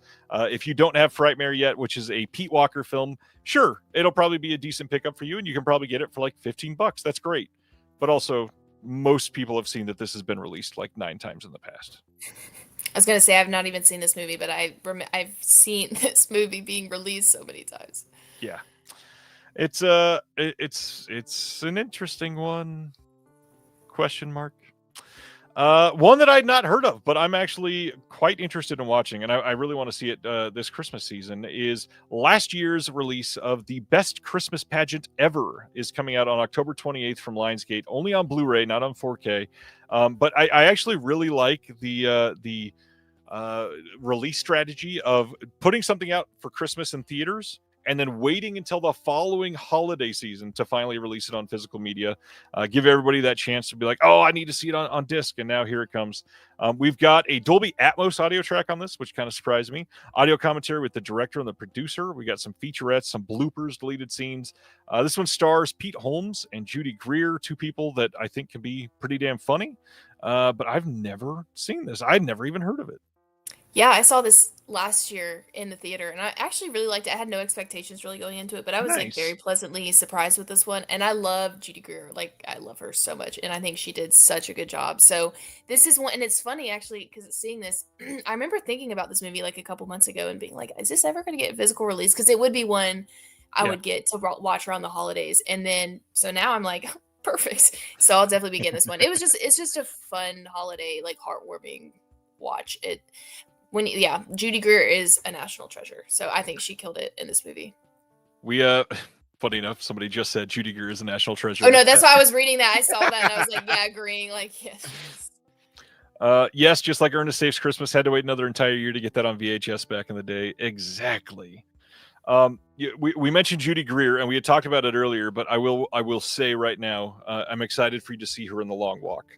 She's not in it much, but her scenes very affecting, like some of the most affecting in the whole film. She was great in it.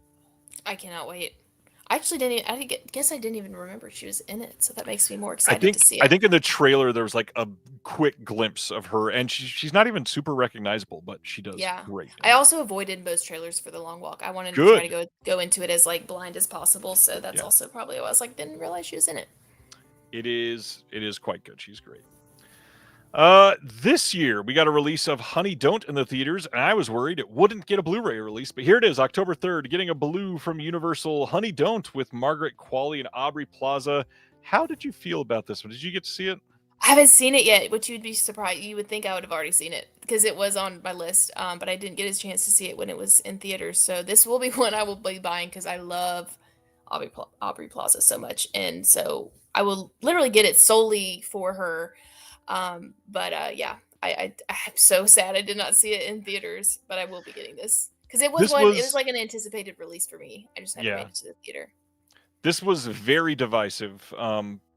I quite enjoyed this one. A lot of people hate this just because it's like gay in nature. I mean, I just posting this, I got all kinds of hate comments on Facebook. It was ridiculous. Really? Yeah. It's see, being a gay person, I was like, yay! So it's like, yeah. But people do always come out with the hate comments since Of course. is what it Sivener's is. saying, since this is Universal, there will be a 4K in 6 months. And I will tell you now, no, there won't be. Universal will not spend more money on this film. I guarantee there will not be a 4K of this from Universal in 6 months at all. That's okay. Good movie. Good movie. I like that. I like that cover. I like the cover though. I like the coloring and everything. It fits So, the movie pretty well too. yeah. Our second mention of Nazis for the night. November 25th, we got a 4K release of Kino Lorber releasing Ilsa, Harem Keeper of Oil Sheiks from 1976. This is the second of the Ilsa films that they have released on 4K. And yes, they are releasing all 4 of them. They are all going to be released all individually on 4K. And then next year, they're going to be releasing all of them again as a box set, like we were talking about with the Abbott and Costello films. This one, we got an audio commentary with the actress Diane Thorne, the director Don Edmonds, and the actor Howard Moorer, moderated by the humorist Martin Lewis. We got an audio commentary by Kat Ellinger and Eugenie Melodic.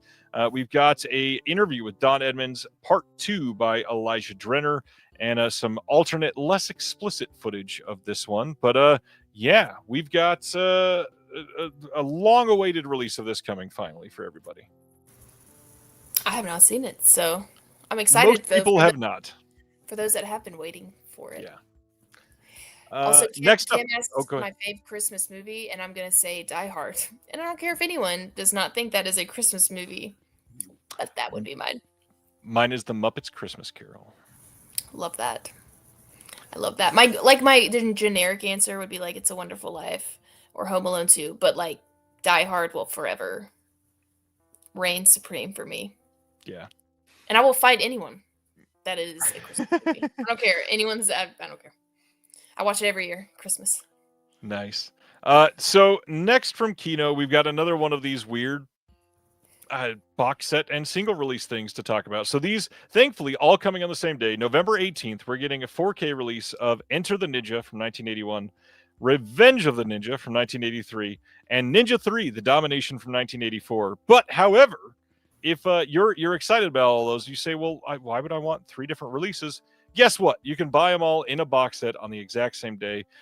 So yeah, it's nice that they're doing it on the same day. All the extras are the same. All the discs are the same. Nice way to pick them all up. However, not many new features. In fact, I don't think there's any on any of them. Maybe I should confirm that. I know there's none on part 3. On the second one, yeah, nothing new.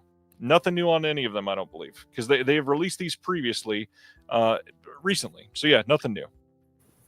Are you a silly ninja movie type of person? Probably not.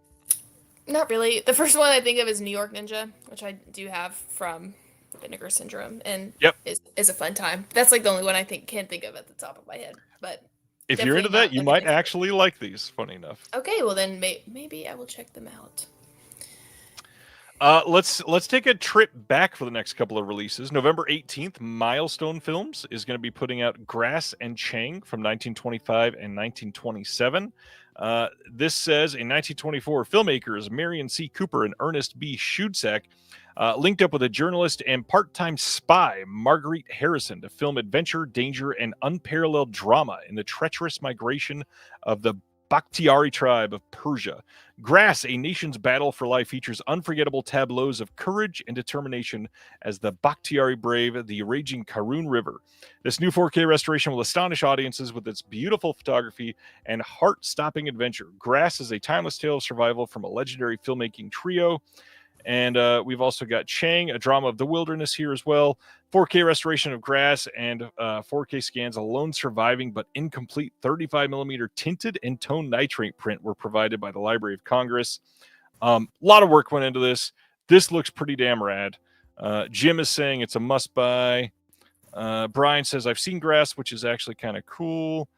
Yeah, I need to check these out. Are you into much of the silent era film at all? Not really, but I'm not open to them. Like I just haven't watched that many, but I definitely will be open to watching them for sure. Like this one sounds interesting. Well, we've got one more release from the silent era to talk about, and that is November 11th, Flickr Alley doing a Blu-ray of Laurel and Hardy Year 3, the newly restored 1929 Silence. This will include Liberty, Wrong Again, That's My Wife, Big Business, Unaccustomed as We Are, Double Whoopee, Birthmarks, Bacon Grabbers, and Agnora Love. Lots of extras on here. We got commentaries. We've got other fully restored shorts. We've got lots of context for these films, but it's Laurel and Hardy. Like, most people have seen at least a little bit from these guys and love it. So check it out. The only thing I'll say, Flickr Alley, slightly on the expensive side when they put these out. This is probably going to be like $35-$40. And then when it goes on sale, it's like $28. And so the sale feels kind of but either way, it's worth it. It's Laurel and Hardy. Hard to argue with them. I have not seen those either, but I might have to check them out. Jim says an even bigger must buy. Sorry to make you spend money there, Jim. One that I have a feeling Courtney would probably be into is this release, which is The Man with the Black Umbrella. This is a brand new 2025 film, and you can order this now from thefearfootage.com. And the synopsis for this is: on January 8th, 2015, a man with a black umbrella broke into 818 Hilltop Drive at 3:38 a.m., committing a double murder. The investigation that ensued proved that some murders shouldn't be solved. This was limited to, I think it was 300. And when I posted this morning, it was already down to 60. And I'm checking now to see if there are any more of this, because I want this to be as accurate as possible. I apologize. But for those that have never heard of it, this is put out by the people that did the Fear Footage 1, 2, and 3. And those are... Oh, wow. If you're into the indie horror, I'm sorry to everybody. There are 5 left of this. I don't want to make it seem like I'm trying to induce FOMO, but if you're into this, I have a feeling this will sell out in the next 2 hours. So you might want to go grab it. Yeah. Oh my gosh. The Fear Footage is brand new found footage releases, and they always release these in really unique ways. Like, one of these came in an evidence bag when they released it. One of them came in a manila envelope that was literally hand burned on the edge of it and had crime scene photos and stuff from inside. Sibner wants to know how much. It is $30 plus shipping on their site. It ends up being $36, something like that. It's very indie horror, but it's actually well made and pretty decently acted. I've not seen this one, but I've seen the previous 3 Fear Footage films. I followed these guys for a long time. I was so stoked to hear they were doing this. Indie horror. Do you follow much of the indie horror scene? I do, but I had not even heard of this one. And now that you say that, I'm very intrigued. I can't believe there's only 5 left. Literally 5 left at the time of looking right now. And I think it was limited to 300. Did I write that in here? I can't remember, and of course it doesn't say on the site. I read it on their Facebook post earlier. All right, we've got very few announcements left to cover. In fact, there's only one, and it's not even one that I normally would have posted. However, it's one that you'll recognize because I'm involved in it. January 21st, there's a 4K Steelbook and a 4K Media Book coming over in Germany of the Toxic Avenger from 2023. This is the brand new film that was just in theaters, and they got our extra of Toxic Shock with Tiffany Shepis is on this release. So we're going to be on this German release. Stoked that we get to be a part of this one. That's awesome. I love this movie. Did you see the new one? I haven't yet. No, I have not. It's on my list though. It's a weird one. I love this silly little movie. But no, that's so exciting being on the extras. Congratulations. Yeah, thanks. It's so cool. All right, now we cover what is coming out next week, in case people forgot. And this is the first of the huge weeks of the rest of the year, and that pretty much every week is going to be pretty massive. So next week we got the Night of the Living Dead remake from 1990 coming out on 4K Steelbook with the original, their original vision finally put in place, which is really cool. The Sound of Music coming out on 4K. Criterion releasing Flow from last year on 4K. Superman 4K, like I talked about earlier, 28 years later on 4K. That, of course, has the Steelbook and the Standard and Blu-ray and all that stuff. You mentioned Corpse Bride getting its 4K Steelbook next week. Airplane 2 on 4K from Kino. Peking Opera Blues on 4K from Shout Factory. The Cat, which is already sold out. That is technically releasing next week. We got The Last of Us, the complete season 2 on 4K. Megan 2.0. Did you see Megan? What do you think of that one? I haven't seen 2.0 yet, but I wow. enjoyed the first one. Like, I loved the campiness of it, and I loved how they leaned into the campiness of the second one. So I definitely I'll probably get this one, and I just missed out on it in theaters. Makes sense. Criterion's release of Read My Lips on 4K is next week as well. The standard James Bond releases that everybody hates the cover art, which I totally get. It is kind of boring. Those are all coming out next week. We got The Beat That My Heart Skips from Criterion next week as well. Chucky, the complete series, which supposedly is done. However, Don Mancini says he's working on something to continue it eventually. The Best Little Whorehouse in Texas coming out on Blu-ray from Kino again in another version. This has been released many times. Aztec Batman, Clash of Empires coming on 4K from DC. The big thing, Sledgehammer, Arbor Day, and Invader are all shipping from TerraVision now, especially if you're a subscriber. Those have started shipping for sure. Ghost Killer is coming out next week, one that I've heard is pretty great. That's getting a 4K. Misericordia from Janus Contemporaries or Criterion Premieres, whatever the new line is called. That one is coming out next week. Watch the Skies, the film that used AI to match the actors' lips to their own voice somehow. I still don't fully understand it. Getting its release next week. Beetlejuice 4K coming out in another 4K steelbook already. The Home coming on Blu-ray from Lionsgate. 40 Acres. I'll recommend that one. Saw that in theaters this year, but that was a pretty decent movie. Cohen putting out Unicorns next week, and that is the bulk of it, unless you really wanted to order Law and Order SVU Season 26. They need to release a full series of Law and Order SVU. That's me and my mom's like show. We watch it every time I go visit her at home, like in my hometown. I'm obsessed with that show. So we're gonna need a big set. Yeah. We had talked about that last week. I really wish they would, but sadly, I highly doubt that they're going to be able to put in that much money because, oh my God, the size of that set would be unbearable. I know, but I would pay. I would pay though. See, I even if they like had to break it up, I would love give us sections of 5 seasons and do Law and Order SVU Volume 1, and it's seasons 1 through 5, and then that's what I'm saying. Going. That's what I'm saying. All right, we are now into the discussion portion. Almost exactly 2 hours into this. It's perfect timing. We are going to cover our favorite sequels that are horror remakes from the 2000s. So why this topic? Why is this one that you love? Yeah, so 2000s horror was kind of like I was saying earlier is what got me into the horror genre, because being born in 95, I mean, I was in 6 to 13 through all of the 2000s, and so it whenever me and my friends would go to Blockbuster and rent something, it was usually the newest the Friday the 13th remake. It was 2006. I was 11, and so these are just the kind of movies that were a big part of my childhood, and I did see a lot of the remakes before I saw the OGs, which as a movie lover, I do still love the OGs and have seen them and love them, but the 2000s horror remakes will always hold a special place in my heart, and I do think some of the remakes are better than the originals. Hot take, but you'll see in my list. But yeah, so that 2000s horror in general, apart from just the remakes, is my favorite genre of horror, just because that's what I grew up on. So it's just nostalgic for me, but I think they all slap. So I love them. Interesting.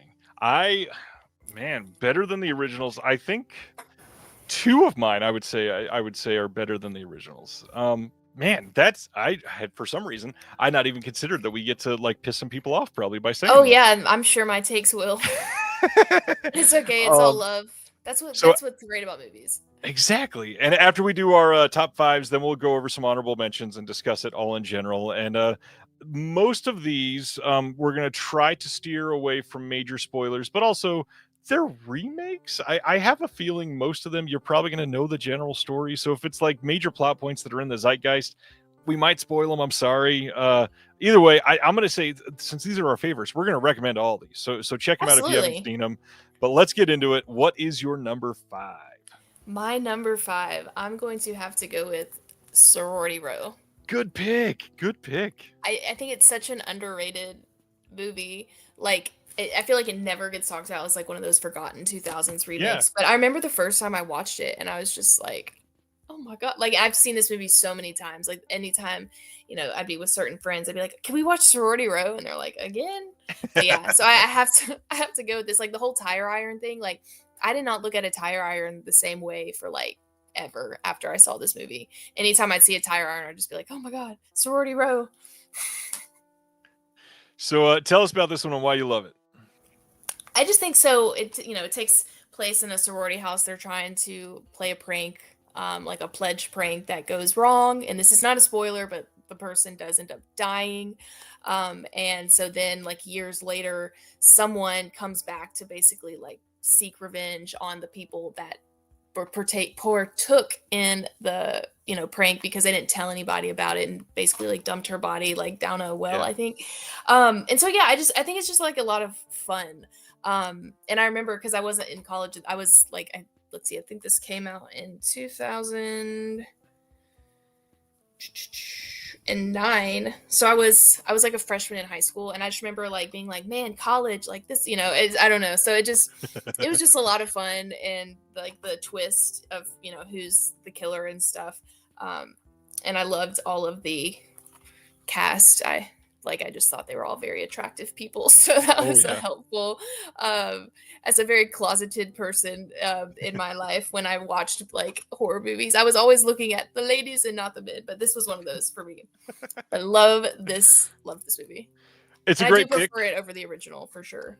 I think many would actually, especially if you had not seen the original in quite some time. I have a feeling even nostalgia doesn't really drive a lot of love for that Yes. original. It's still fun, believe me. It's not bad necessarily, but this one specifically is overlooked a lot. Yes, that's what I'm saying. I like when I was kind of going through which ones would be my top 5 for this. That was literally the first one I picked. I knew it wasn't like my number 1, but I was like, I have to have this in here. And Well, here we are. I think I know what your number 1 is, and thankfully this one is not on my list. And if I'm right about your number 1, that one's also not on my list. So I'm glad that we're going to be not a whole bunch of crossover. I hope some of these are not on your list. My number 5 is one that I think is a bit of a hot take because it is. I'll still say it's my favorite from the entire franchise, and that is 2013's Evil Dead. Yes. I love this franchise. I've been to Evil Dead the musical multiple times. I have seen all of the movies many, many times. Love the first one. Love Evil Dead 2. Love Army of Darkness. I'm coming around to Evil Dead Rise more and more. When I saw it, it was like by far the worst in the franchise for me. It's gotten better after I watched it again, but even then, none of them are bad. This is a franchise where all 5 are pretty damn good. But my favorite in the Evil Dead franchise is Evil Dead 2013. This movie is brutal. This movie is fun. This movie is well acted. It's got like very interesting characters. I think it is, and Sib, yes, we're just talking everything post 2000. It's not just from 2000 to 2009. Any remake after 2000 is fine. Evil Dead is remarkable. I mean, it literally rains blood in one scene in this film. Like, I had to love the scene with the tongue scene with Jane Levy is crazy. There is the hand, like there's so much that happens in this movie that I walked away from this movie going, good God, I am not going to forget that scene in a long time. And it's not even just like, oh, blood and torture, I like gore. Like the whole movie is just fun, and it was relevant. Like a lot of the build up to it, it's a lot. I don't know. It's a lot more meaningful and human than just a whole bunch of people hanging out in a cabin and things go fucky. Like, Right. I don't know. I really liked this movie so much. No, I agree. That was one of my honorable mentions. That's why I got excited. Nice. Because I only left it as an honorable mention because I only did like 2000 to 2010. But because honestly, if I had gone over 2010, I would not been able to have I would have had 10 things on my list. But that was definitely one of my honorable mentions. So that makes me happy. That was one of yours. Let me see. I thankfully I only have one more, and it's the other one is 2010, I believe. So not Nope. too far off. No. All right, what's your number 4 then? All right, my number 4, and this is going to be my brand new 4K from Arrow, is the Texas Chainsaw Massacre 2003 remake. This is a very hot take of mine, but I think I love this one more than the original. And I know that's a hot take. I actually posted that on TikTok a while ago, and people were pressed. But some people were in agreement. Like, we're in agreement. They were like my friend Kim, who's in here. The Texas Chainsaw Massacre is not her cup of tea. I love her watching her videos, like ranting about about the original. But Yeah. I respect the original, and I like the original. But this one will always be superior to me, and I'm sorry. Like 2003, you have Jessica Alba, and like I think too, it's just scarier. Speaking of to hot me. in hot take, It's what I'm saying. But it's just like scarier to me. Like I know the original is like the OG, but like this one is just, I don't know. It's just like meaner and like, I don't know. I like this comment. Zombie says it is definitely peak Arlie Ermy. I mean, he's great in it, but that's pretty funny. 1 and done on the show. Impressive. Yeah, guys, it was fun while it lasted. We've had a good run. Well, I have another one. I have another take that y'all are probably gonna. I'll be like, okay, end early. Uh-oh. I love this movie. I think it's very good. I do think the first one is far and away a better film. However, this movie is still great. I mean, Jessica and both of her Beals are so good in this movie. Everybody that is giving it their all, like it's a little. I don't know. I know a lot of people hate Franklin in the first movie, so that's one of the reasons why they like this movie a lot sometimes. Yeah. But I don't know. Just the characters in this movie are really well done, and obviously it's a lot meaner. I know a lot of people think about Texas Chainsaw Massacre and think that it's gory, but that first movie specifically, there's not a lot happening on screen. It's all tension. Exactly. All tension. Which I think is great. It's an art and it's an excellent movie, but yeah. I do still have to pick this one over that one. That's one of my All right. horror hot takes. That's a good pick. It's a good pick. My next one is my 2010. So everything after this will be all 2000 to 2009. This one, I still don't think enough people have seen this one. And that is Timothy Olyphant in The Crazies, the remake of the George A. Romero film. Romero's film is, I don't know if this is like off kilter to say, I don't think his movie is that good. I don't think the original Crazies is much of a movie. I think this is actually the perfect scenario to remake a film because it had a great idea and the execution just was not. Like it wasn't there. I really think The Crazies is what it could have been, and I have been a Timothy Olyphant. Does that work? I've loved Timothy Olyphant in pretty much everything. I think he's incredible and Justified. He is just a remarkable actor, and he is so great in The Crazies. This movie is, I don't know. It's. After living through a pandemic, there's a lot about this movie that you can go, oh, like yikes, people actually do kind of go a little crazy in situations like this. I truly love this movie. Again, I don't think enough people have seen it because the marketing for this sucked. A lot of people didn't even know this exists, but also, to be fair, a lot of people don't even know the original Crazies exists. Right. It's just one of those things that like this doesn't get followed by a lot of people because it's also not like a sexy story. It's just kind of Right. this contagion type thing that we're talking about, and it's not quite zombies. It's not quite whatever. It's just a crazy fucking movie, and here we are. I love The Crazies. I love that. That was one of my other honorable mentions because I agree that I think it's better than the original. And I remember watching it for the first time. We were on vacation with my family, and it was just on TV, and we were like, "What the heck is this?" And we were watching, and we were like, "Oh my god, this is so good!" Like that was wild. And I had not seen it since then.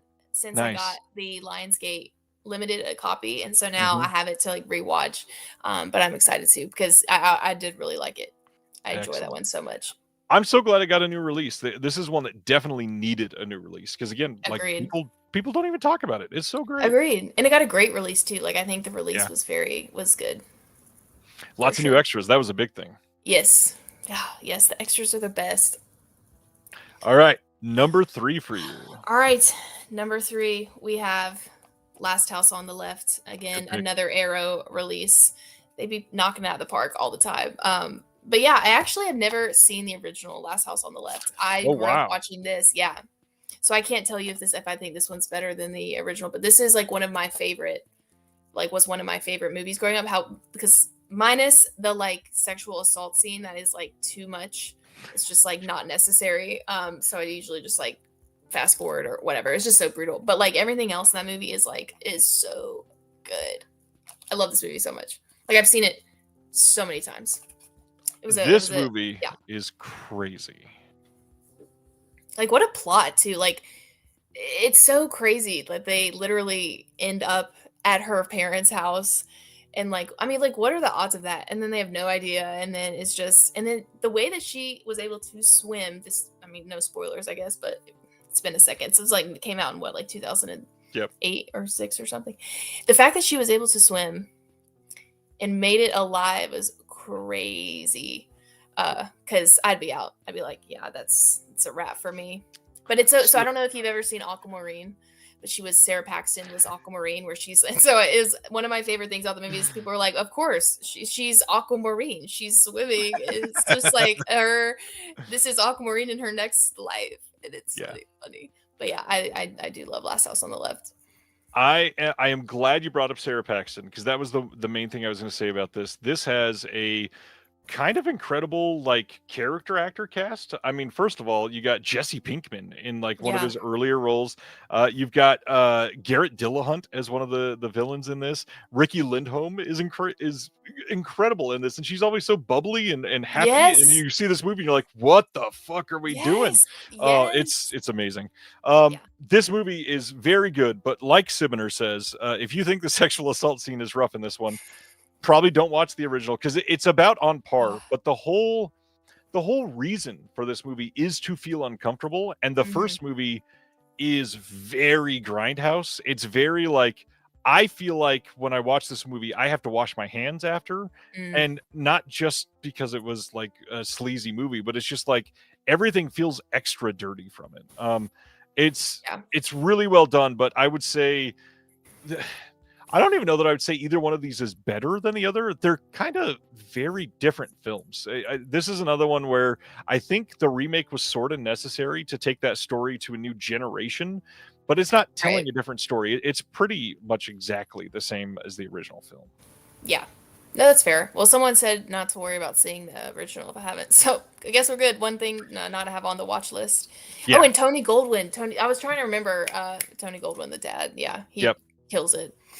That and the scene at the microwave, like the very last scene was, or the like credit scene or whatever it was. It's crazy. Oh, and then the what is the mom's name? Is Monica something? I think. Oh, I can't remember. Monica Potter. That's what it is. Yeah, she's been in a handful of things. Really great stuff. Yeah, really great. No, it's a great movie. So couldn't not have that in my list. Yeah, and honestly, that is exactly how I felt about this number 3.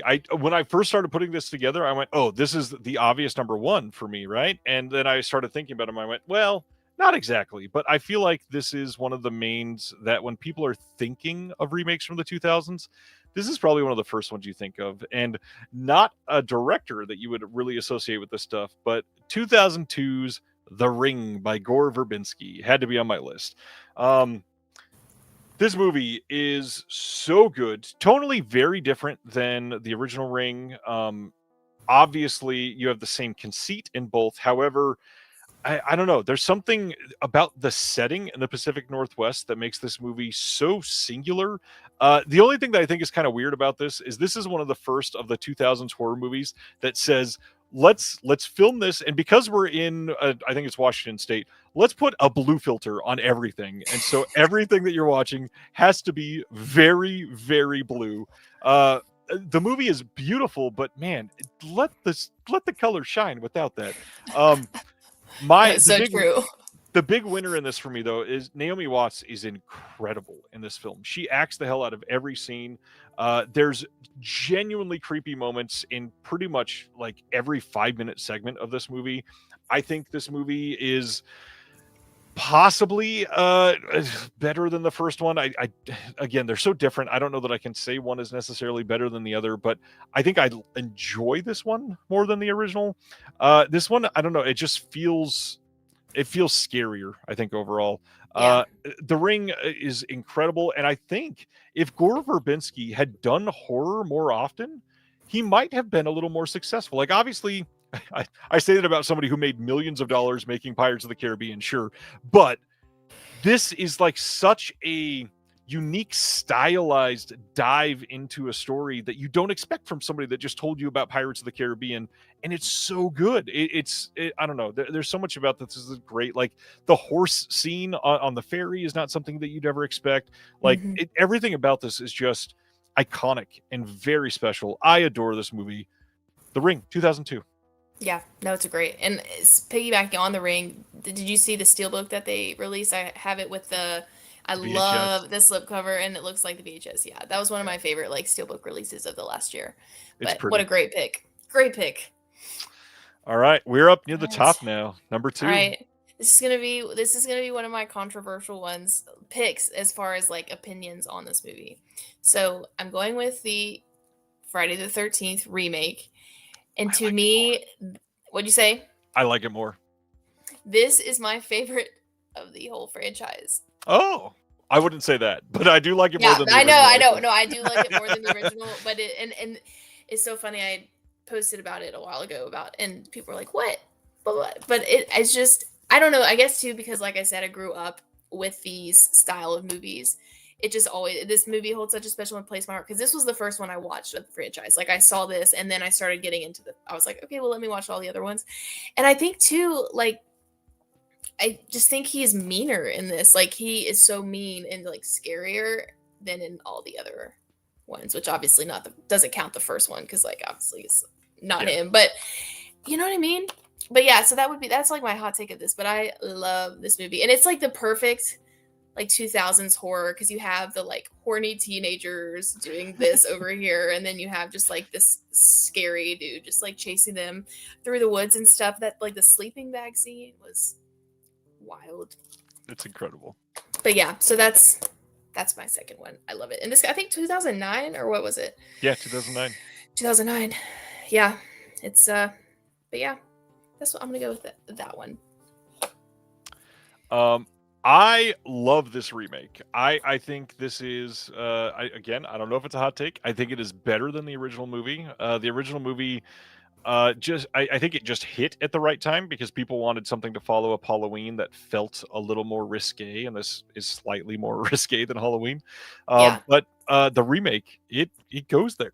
Like it's actually creepy. It's Jason is intimidating. Jason is imposing, and it's like the perfect combination of what you want from a Friday the 13th film, simply modernized. And I think they kind of crushed it. Exactly. Well, and I love how it's like there's like a mini movie at the beginning. Like you get this like 20-minute or however long it is like intro that it's like, and then it goes into what the actual and I love that. It's just I wouldn't change anything about this movie. Okay, so this is where I either get people that applaud this or turn away because they're quite upset because I know a lot of people hate this, but my goodness, we need to talk about 2006 all over again because Black Christmas is freaking amazing. The cast in this movie, first of all, Michelle Trachtenberg, Lacey Chabert, Chabert or something. Whatever it is. Yeah, I know there's 9 ways to say it, but really, the star of this movie, Mary Elizabeth Winstead, who is underrated as an actress, who needs to be hailed from everywhere as being incredible. This movie is so good. Is it better than the original? No, of course not. The original is a fucking masterpiece. However, this movie is so good, and it's so good because it's so very different. Like, the way that we get this weird, like, it's not even a backstory. I mean, I guess it's partially a backstory, but, like, these other scenes with Bob, and you get so much for... just the creep it's less creepy and more like this dude's just a freaking weirdo, and then you get the chemistry of these female people that are going up against him in this weird combination. Like, this is such an interesting remake because it takes the original, stylizes it for Christmas still, and says, you know what, we're doing our own damn thing. I don't care that it's different, and it's gonna be freaking great.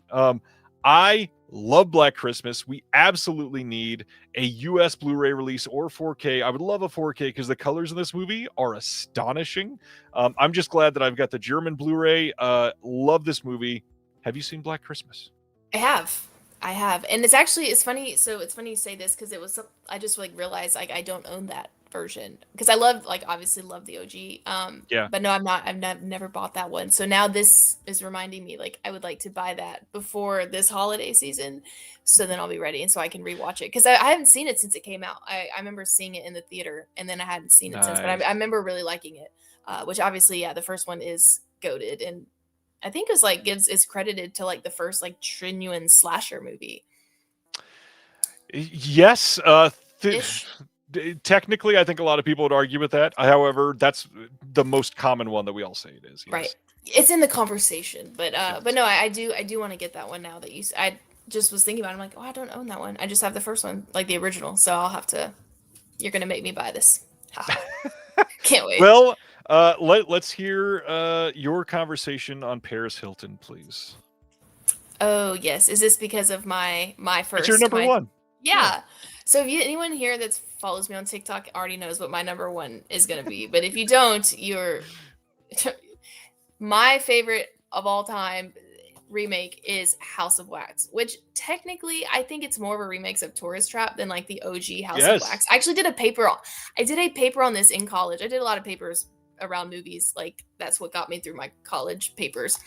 But like I did a whole paper on how this really was like not an equivalent of a remake to the OG, but it was more of like Tourist Trap and then like kind of the difference, all these things. So anyways, House of Wax, Paris Hilton, I mean, so, like Paris Hilton, like I feel like you either like love her or you hate her, but I feel like her being in this movie is just like just so iconic because like why is she there? And it's incredible because she's also so proud of her role in this movie. Like she's talked about it in countless interviews how like that was one of her like favorite proudest moments and like how her kill is so like legendary because everyone like they literally marketed the movie to like see Paris die. Like watch Paris die, which is crazy for a marketing kit. Like that blows my mind still this day. Like can you imagine that happening now? Like definitely not. But the fact that she like really leaned into that and then like just loves how her death scene. But this movie, I've seen this movie just like countless times. I actually did a live stream on TikTok like last month. We did a all-nighter. It was my first and only all-nighter I've done, and like everyone had this movie on. So like because before it I like told everyone, I'm like, listen guys, we're doing an all-nighter. We're gonna watch House of Wax. So if you have it, we're gonna start it at the same time. Like Kim, I don't know if she's still in here, but she was on there, and like some of them had never seen it before. So they watched me watch it, and then I'm giving my commentary. But like I was obsessed with this movie. Like growing up, this was like my go-to sleep. Like my friends, we were obsessed with this movie, and it still holds up for me to this day. Not only does it hold up, I think it plays better in 2025 than it did when it came out. This movie is so good. The big thing here, this oddly enough is a movie that makes me nostalgic for that era of films for so many different reasons because the set design in this movie is legendary. Like everything in this movie in 2025 would be green screen to death, and instead they were like, fuck it, we're building everything, and it is incredible. No, it's right. Oh, like there's so many shots in this movie that are just amazing. Yeah, and I think like the cast is great, and it just it never gets old. I literally could watch it. I mean, I can't tell you how many times I've watched it, but like, and it's so funny. Like Chad Michael Murray, like just it's literally the epitome of like peak 2000s horror, but just in general, ways. I love it. I love it so much. I could talk about it all day, and the soundtrack is great too. It like is. I have a T-shirt that has like House of Wax, and then on the back is literally like the soundtrack list. Very like nice. I actually almost, I meant to wear my House of Wax shirt for this live stream, but decided to wear my trick or treat sweatshirt because I was in the like Halloween vibes. But I have a really sick House of Wax like tie-dye shirt I was going to wear. Excellent. But yeah. All right. I love this one as well. Like I said, I absolutely if you've never seen it, or if you haven't seen it since the release, go back and watch it, because oh my goodness, it is so good. Absolutely worth your time. Okay, my number one. This is, to me, when I listed everything out, all honorable mentions and everything, this is the one that I think is head and shoulders successful, specifically as a remake, which is why I needed to have it be number one. And that is because The Hills Have Eyes is one of the best horror remakes of all time. Like, I know it's not The Thing, but in my opinion, anything post 2000, this blows all of them away. The original movie is not very good. It's a terrifying idea, and so they took the idea and made a so much better movie than the original. Now, this isn't personal bias or anything like that, but I grew up in the high desert in California, where the first one was shot. The second, or the remake, was not shot there because it is more expensive nowadays, but it looks just like it. And for some reason, it makes all of it just so much more close to home. I mean, the amount of times that I've been in the middle of nowhere, literally as far as the eye could see, there's not a human within sight, and you're just out in the middle of the desert, is crazy. And stuff like this feels legitimate. I mean, I grew up like exploring silver mines in the hills of California with no adults around, like an idiot. And scenes from The Hills Have Eyes freaked me the hell out. And obviously, this has a couple really brutal scenes that I don't love. I got to admit that there's some really gross scenes. However, it really enhances the movie. This movie is made to make you feel gross and uncomfortable and like these people are mutants, because that's what they are. And this movie succeeds on every level. I think that every single part of this movie blows the original movie out of the freaking water. And it's hard to say that about a horror maestro that made the original. However, this movie just is amazing. The choices that they use for like the nuclear areas that they travel into are just amazing. The prosthetics that they use on the mutants' faces are so much better. Obviously, Michael Berryman is classic. I met him. He's a great dude. So I'm stoked that he was in the first one. However, this movie, head and shoulders way above the original Hills Have Eyes. One of my favorite movies of the 2000s. Also, underrated and underseen. Shout out to The Hills Have Eyes 2. The sequel to the remake is also very good. It's not nearly as good as the first one, but for a sequel to a remake, you normally would expect that to be absolutely terrible. It is surprisingly good. Yeah, I agree. 100%. I think that's also such a great first one. I like before you said it, I was like, I feel like, because like I hadn't thought of, I didn't think of The Hills Have Eyes. It just didn't make my list. It is such a great movie. And the second one I think it's one. Yeah, it's quite good. And yeah, Kevin, I love the Maniac remake. It's also very good. Yeah, the porta potty scene is legendary in that sequel. Honorable mentions. Did you have any that you wanted to shout out real quick? Let's see. I think a couple of mine were what you were on your list. So like I had Evil Dead, and I had what was your fourth one or second one? Was it? I had The Crazies at 4, The Ring at 3, and Black Christmas at 2. Okay, The Crazies was my other honorable mention. The Ring, I mean, that could be an honorable mention for me for sure. And then like a non-2000s remake, but would be like The Thing. I feel like that's like one of the best remakes of all time. But as far as like the 2000s, I definitely have to go with those. Evil Dead, which is 2013, but that's okay. And The Crazies.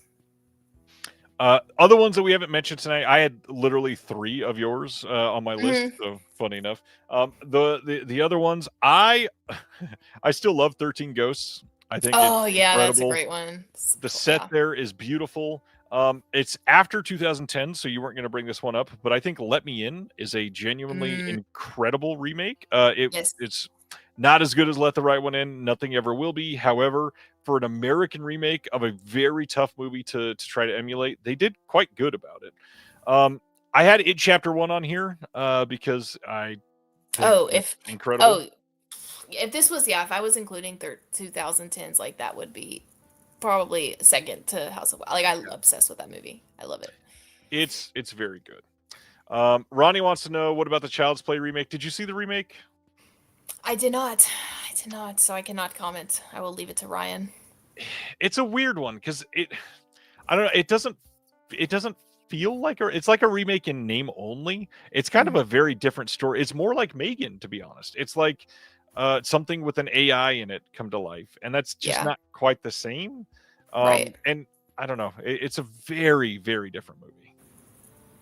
That makes sense. What about Funny Oh, Games? Funny Games. I can't. I the movie is so dark. I love Funny Games. This one is funny because pardon the pun of the word funny. I know it's a remake and it's the guy remaking his own movie shot for shot and all that, but I don't even really count it as a remake. It's kind of like it's just the exact same film and he's just doing it again just in English for English audiences. I love it, believe me. But yeah, it's I don't know. I love Funny Games. Yeah. The original is just so dark. Yeah. This has been great. We did get a question. Zombies Ate My Arm wants to know what is the worst remake from the 2000s. He says his choice will be the Elm Street remake. That's so funny because Kim literally said too, we don't ever discuss the Nightmare on Elm Street remake. Ooh, I don't know. I mean that definitely that one could be a contender.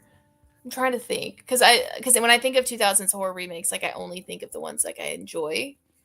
Right. So I might need a second to think on. I think I just got mine for sure. I think mine is probably Poltergeist. Ooh, that's not a bad guess or a bad pick. I may Let's like see. that worse than the Nightmare on Elm Street remake. Really? Let's see. Oh, and Carrie Mulligan says Martyrs. I've actually never seen the Martyrs remake. I haven't seen the Martyrs remake either. Probably the worst remake I've ever seen. Adore the first one, but yeah, never seen the remake myself.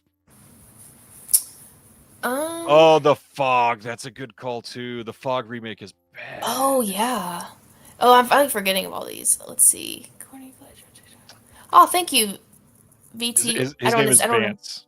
Oh, Vance. Okay, thank you, Vance. I really appreciate it. I'm glad y'all all have been watching. This has been so fun.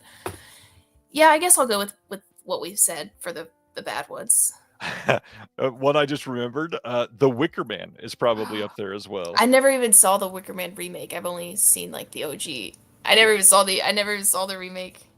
You're probably better off.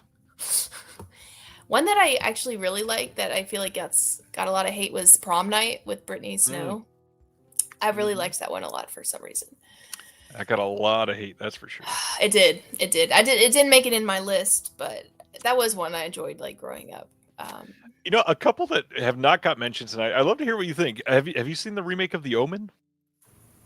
I have not seen the Omen remake. It's okay. I've only seen the originals. It's a little too on the nose. Like I feel like they should have updated it a little bit better. And then the other one, which there's probably gonna be a lot of opinions on this one because it's something. I'm very curious how many people in the chat have big feelings about. Well, I guess I should mention Pet Cemetery first. Did you see the Pet Cemetery remake? Yes, I hated it.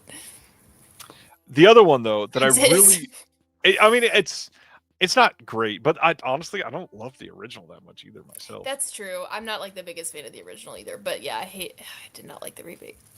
There is one that I feel like is the definition of mid in this genre, I guess, of 2000 horror remakes. How do you feel about the Amityville horror remake? Did you ever watch that one? With Ryan Reynolds? Yeah. I actually liked it. I did not hate it. I remember watching it for the first time with like a group of my friends, like it was a sleepover or whatever, and I was like, it's terrified. It was scary for me. Like I actually was like scared watching it. I was like younger, but I liked it. I don't think it's better than the OG, but I did enjoy it.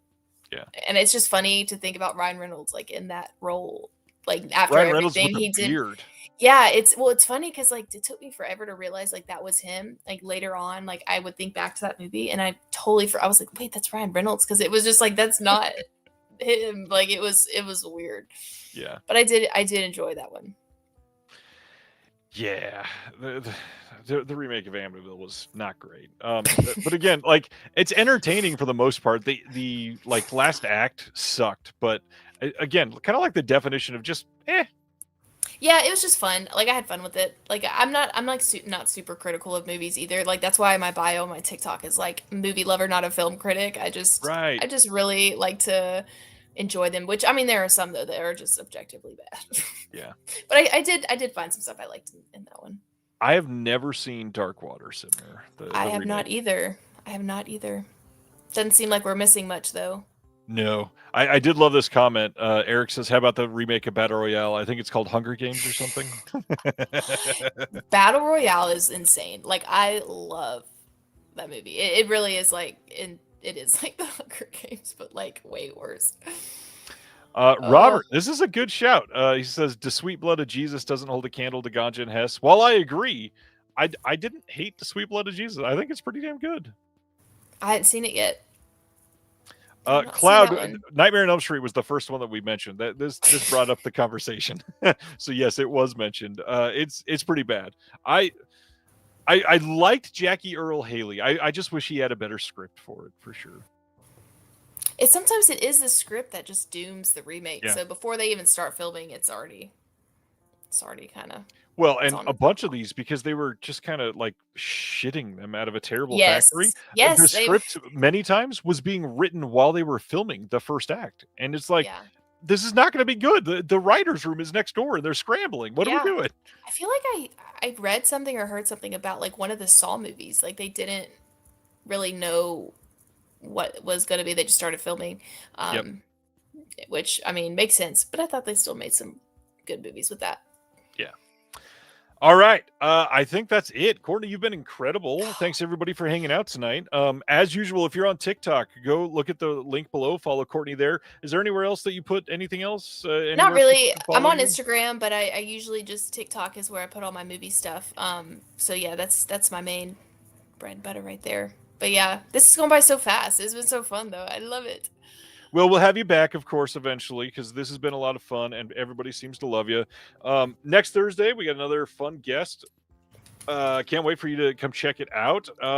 Lots of stuff coming up on the show, and yeah, go watch a couple movies. Go watch some horror remakes that you haven't seen in years. I literally am deciding right now which one I'm going to put on because I know I have several on my spooky movie list. But yeah, no, this has been awesome, and everyone in the chat's been so nice, and I've been trying to like read them as we go. Yeah. But everyone's been awesome. So shout out to all of you guys because it's been so fun, and shout out to Ryan. It's so fun. Amazing. Thank you all, and we'll see you next Thursday. Have a good one. Awesome. Thanks, guys. Thank you for watching The Disconnected. On the way out, make sure that you are subscribed to the channel, that you've liked the video, and that you've copied the link to be able to share it with someone else that may appreciate this.